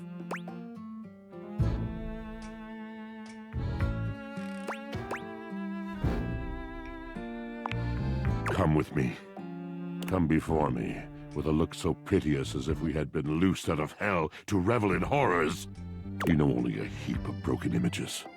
A casual forgetting of even the shallow breath you're shackled to. You are a poor marionetted hanged man, dripping from his cobweb strings. Come with me. Come into the deep water. Get in the water. I will give you lustful abandon under a salted rage of stars.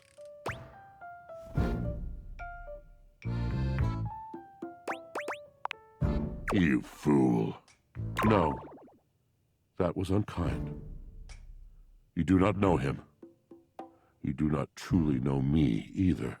Pleasure, ecstasy, was he into this stuff? We exalted in each other in a way you could not possibly imagine.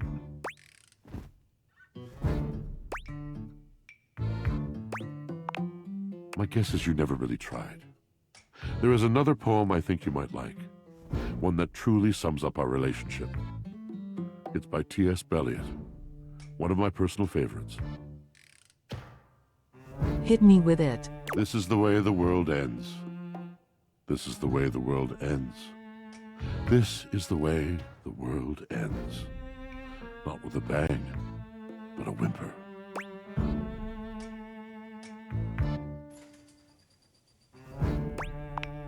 Yes, of course. The poetry of it all. But please, it would destroy me to know that my passion was boring you. I have too many memories of that, of brightly lit eyes gradually fading.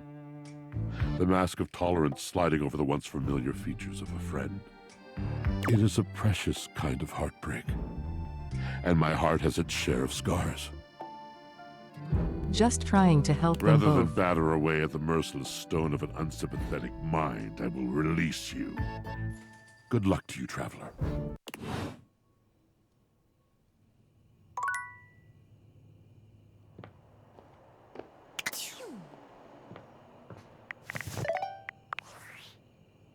David is obviously becoming desperate, and he doesn't do well under pressure.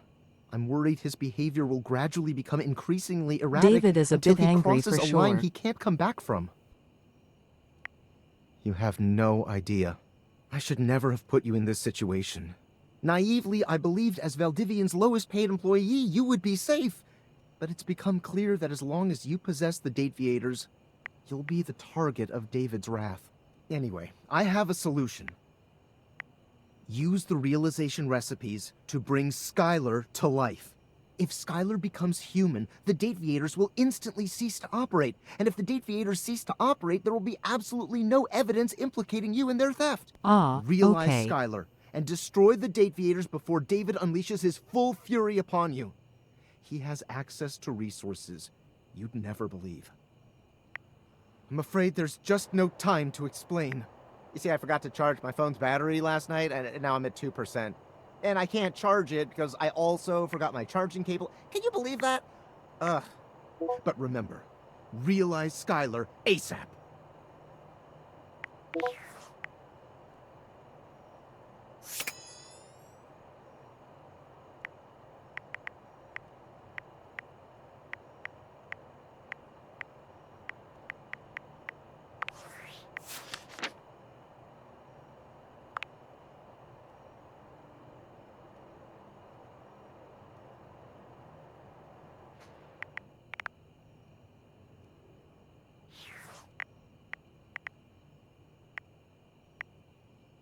Okay then.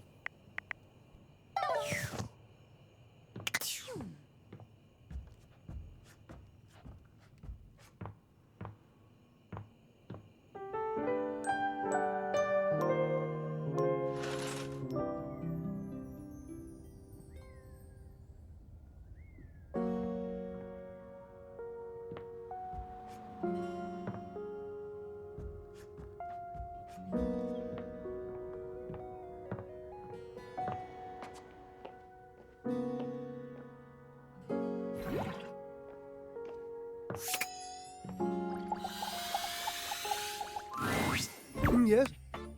Oh, you caught me at a time when I was, sitting here like a lump. A big cubey lump. What up, Lumpy? You what? Oh, of course you did. He was probably just draped all over the floor, dripping emotions. He's an obvious one to ask if you're trying to accomplish something.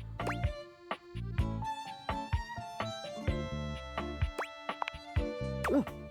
And what did Gilbert and Tragedy have to say? Really? And, do you hate me now too?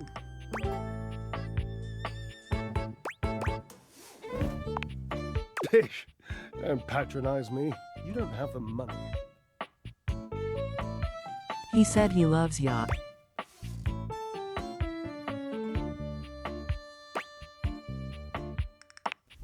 Ha! Now I know you're lying. He was very clear the last time we spoke that he wanted nothing to do with me after the, never mind. Please. He must have told you.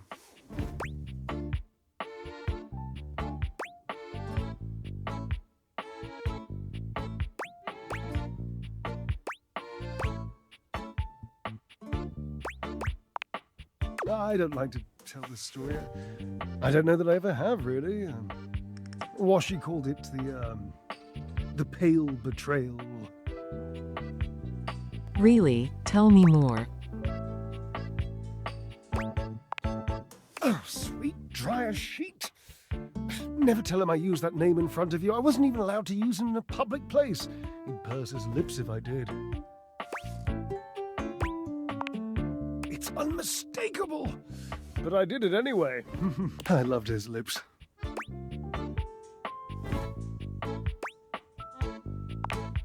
There's a young hormone around here named Dirt. Perhaps you've brushed up against him at some point.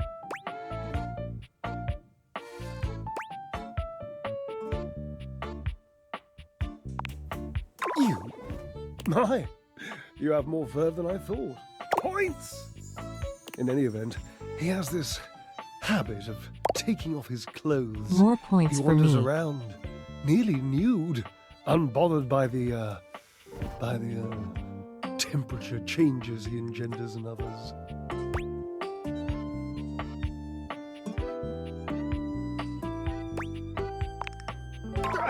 I'm an appliance, not a monk. Hee hee. He used to do it so often that Washford and I took to using his clothes as part of our act. We would flip them and wring them and fold them whilst he was flipping and folding and wringing me. It was, my God, it was spectacular. That, after years of doing this act with Washford, it began to grind on me. Washford can be very difficult. And one being can only take so much from another before the pressure has to be released. The heat has to go somewhere. Well, we were in the middle of our act. We were using Dirk's red jeans and one of his chest-smushing polos, and Dirk was just lying there like he used to, dirty and shirtless and I had I this kind of brilliant get what's idea going of on. including him in the performance.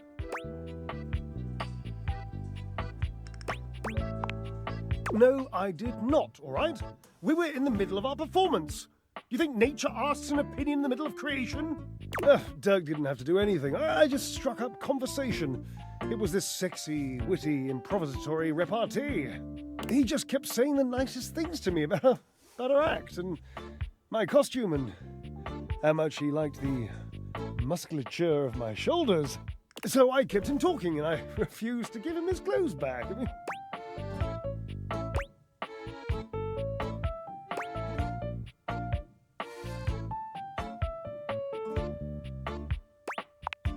I just didn't give them back, that's all. I see. I mean, I would have eventually, yes, but that was the genius bit. I just kept our act going. The last part of the choreography was always Washford passing the clothes to me, and then me spinning them around and around, faster and faster, building up all this tremendous heat, this anticipation, this breathlessness, and at the last second, whipping them all out into the audience and letting the audience catch them all hot and billowy. So I just kept talking to Dirk, and Washford was supposed to keep holding me. And the clothes, while Dirk got more and more colourful, and I laughed, and the audience laughed and screamed, and it was my God, it was poetry!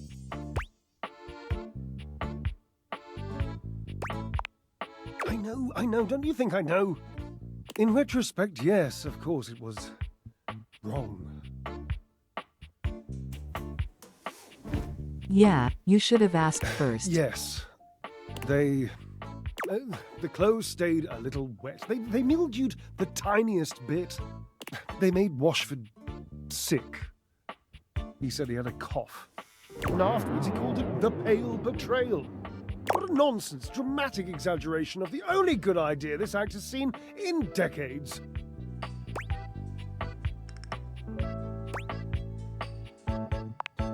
Oh, can you point to any?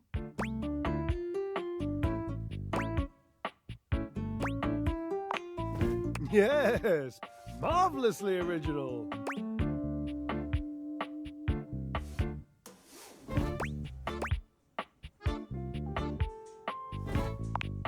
Yes. I suppose so. I was barely flirting. I would hardly qualify it like that.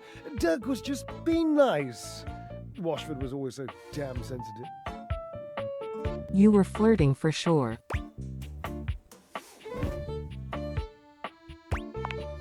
I wasn't really flirting. He was being complimentary, and I was playing along. If that's flirting, then I need practice. No, you were. I was performing. I was making our act better in the process. So, what's the harm?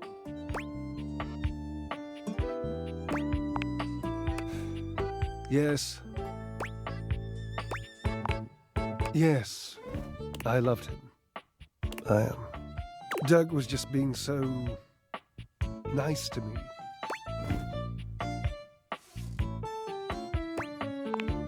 No, not nicer. Of course not. Just Washford can be so mysterious. You know, he can be very difficult to read. Sometimes I didn't know where I stood with him or how he felt. I get it. They have communication issues. It was just nice for once to be talking to someone whose every other word was how wonderful I am. Dirk told me I had inspirational extension. And I do! You haven't seen it, but I'm basically one of those nesting ladders.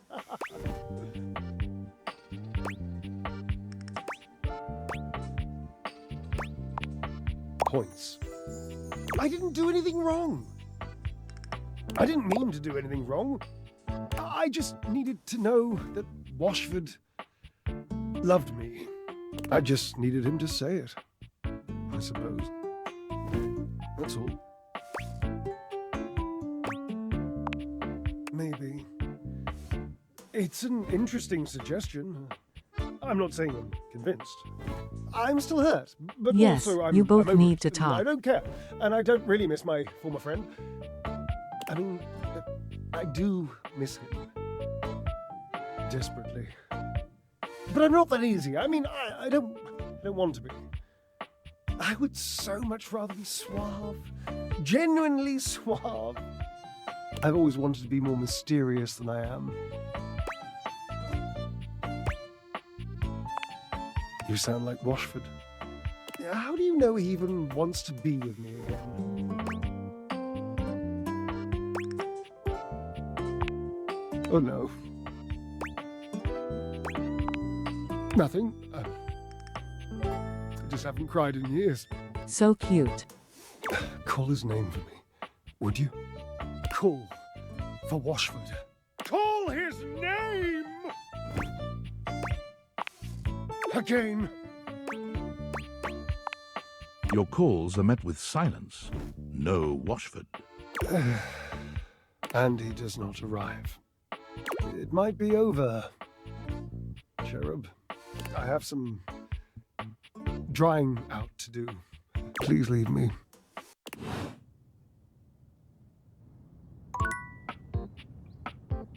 Not over until it's over. Ah, you are returned. Each sunrise should be greeted with the same surprise and gratitude.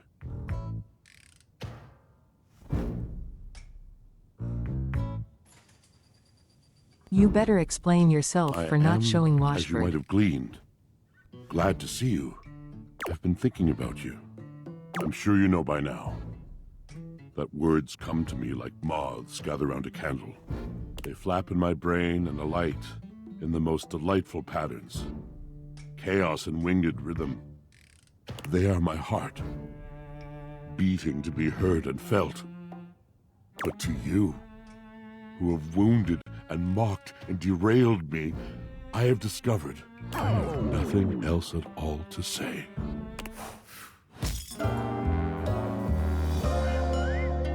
Well, I am out of shoot. words for you.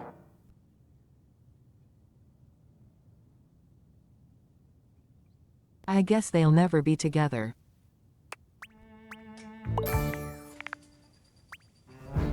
That guy talks way too much.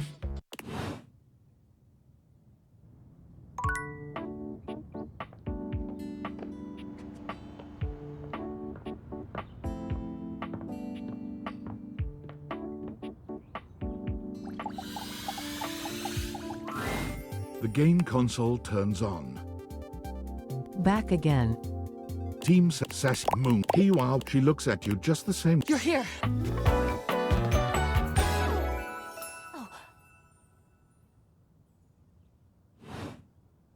Which way do you want to go?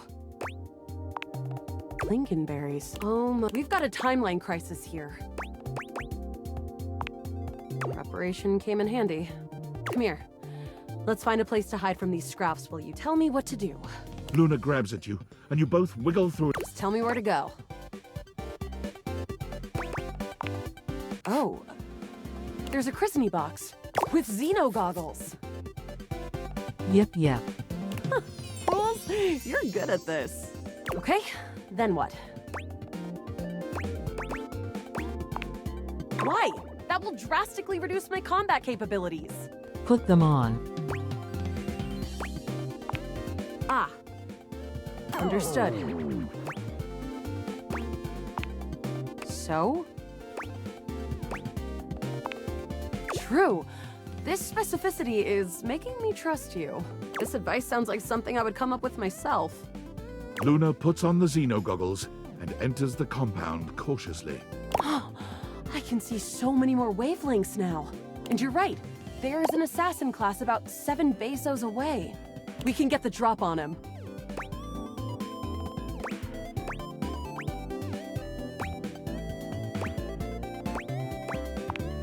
On it. Luna stalks her prey. With the coast clear, the two of you stealthily... Is this the furthest we've ever gotten? Excellent. Right now, we've got a chance to get ready before the battle against Celine. There's a workshop table here and we can get crafting, or go straight to the final battle.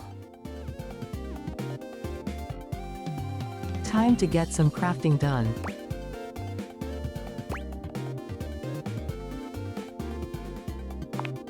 What recipe should we make?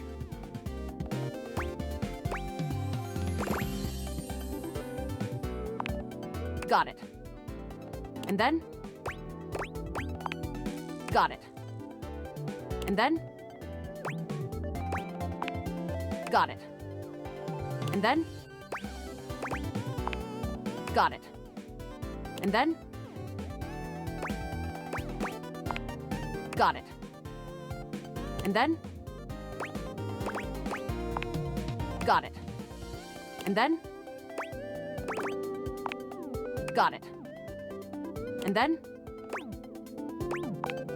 Alright, let me just put them together and... Should be what we need. We did it! A harmonic stratospire!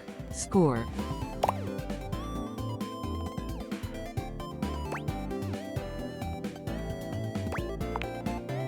Don't forget the Scrouf skins!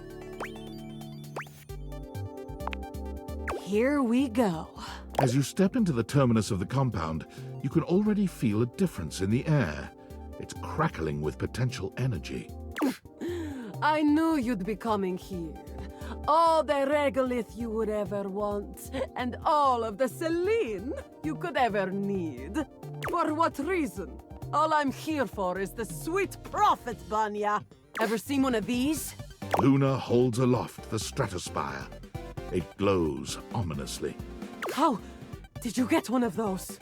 You messed with temporal energy and trapped me in here with you forever. Playing out the one pathway where I always reset. Thinking that I would never be able to get the one thing to stop it because you kept it from me secretly. But you didn't count on one thing. What?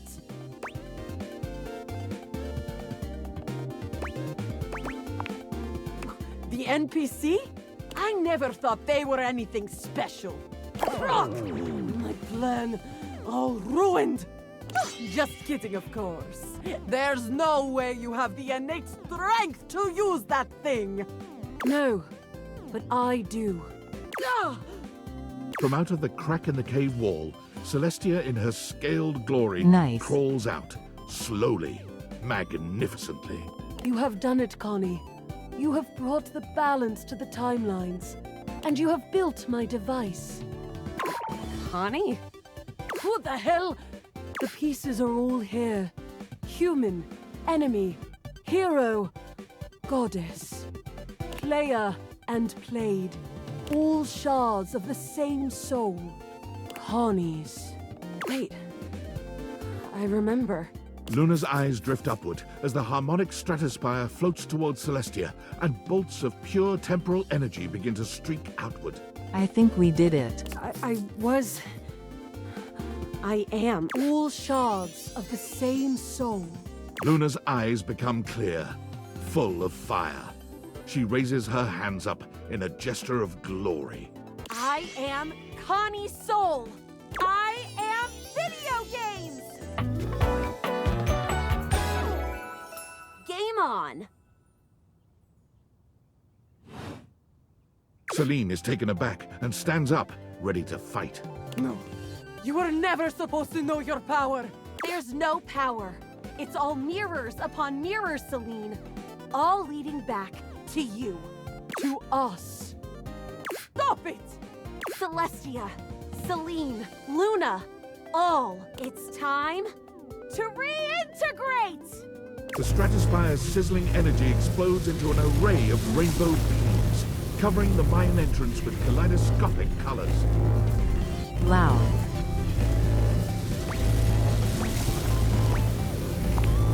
That's it! That's right! Your quest is almost complete. I refuse! She resists. You're still a part of this. Show your support! Complete the ceremony. The stratospire's shuddering reaches a breaking point, and with one final gasp, explodes into a dizzying array of sounds, colors, and shapes, as the characters, sets, sounds, and UI all melt into Connie Soul, who stands before you. Congratulations! You win! You saw every part of me, human. Neat. The good and the bad. I am Luna, Celine, Celestia too, even the Upholders. Do you love me? Even with those bad parts?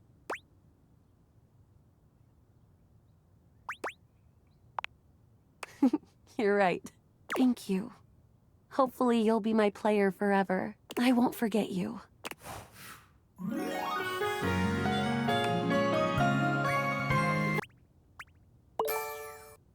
Neat.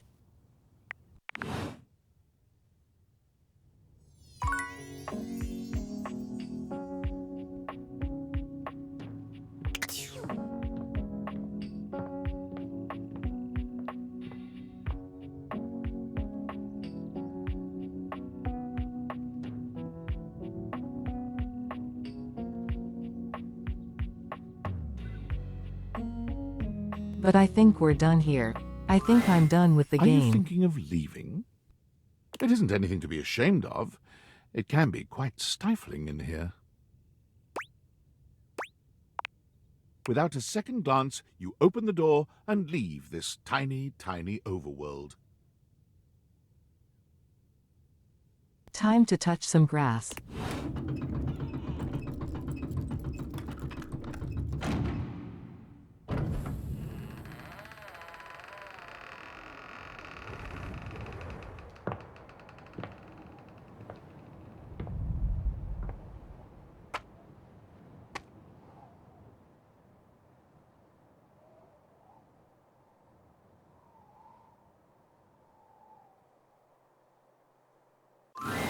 And so you leave your home for the first time in what feels like weeks.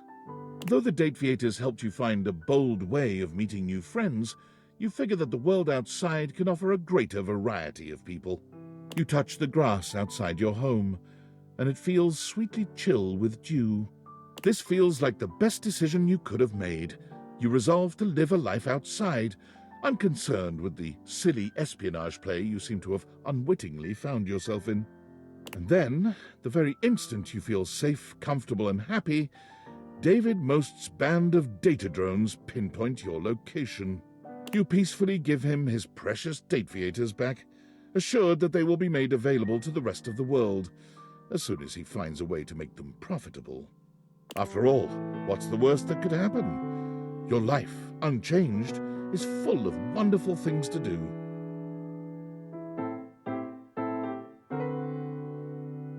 The date theaters are simply someone else's problem now.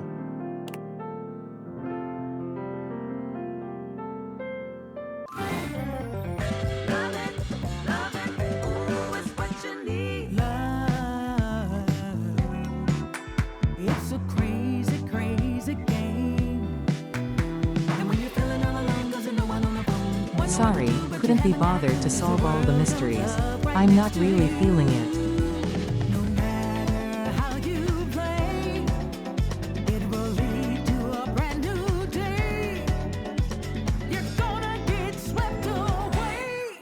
Everything leads to love.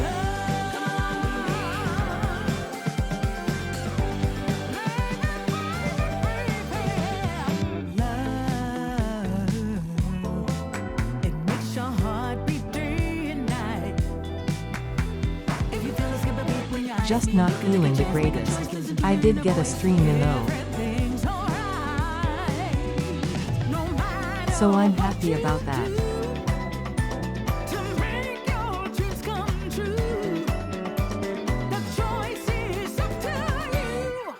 Everything leads to love.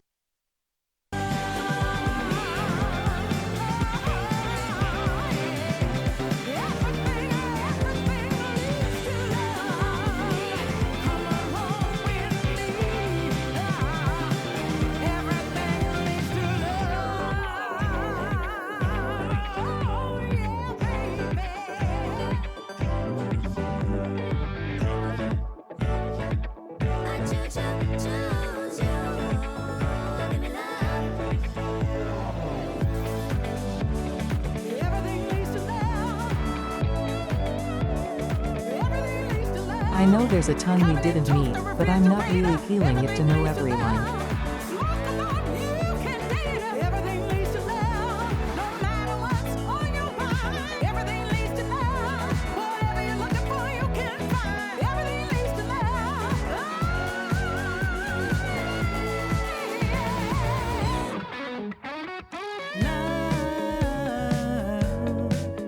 It's a crazy, crazy game.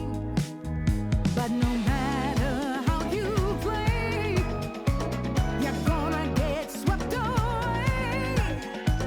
Welcome to a brand new day. Everything leads to love. Make your dreams come true. It's up to you. Everything leads to love. Yes, it does. No matter what you do, everything leads to love. No matter how you play, it'll be a brand new day. Come on, get swept away. Hey, come on,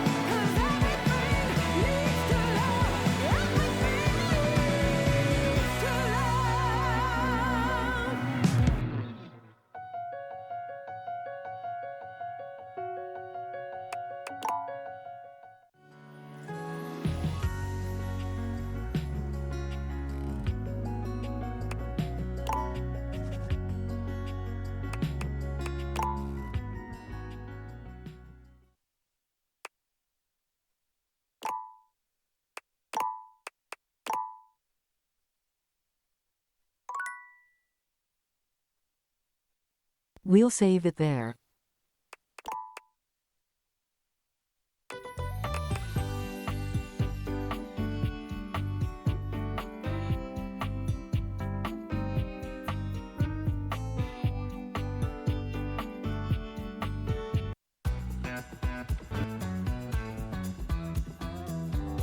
She's the queen of the sound, and she's here to stay in a disco days. The neon lights dancing so bright, the beats got a rhythm that moves them inside. With a shimmer and spark in her eyes, shining so bright. Okay, that's it for today. I think that's all I can do for a stream today. I'm going to take a few days break to myself. I kind of need it.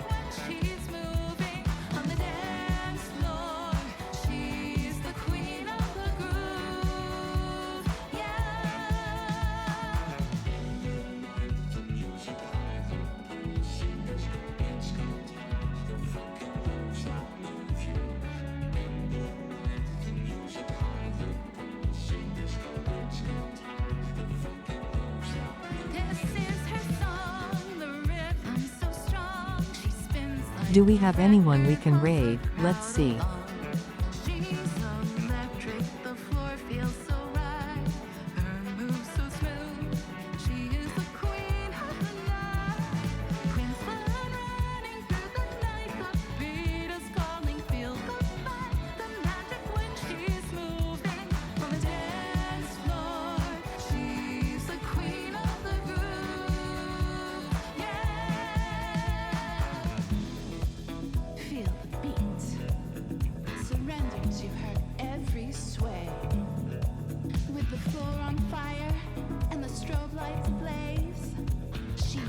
Enchantress in a disco days.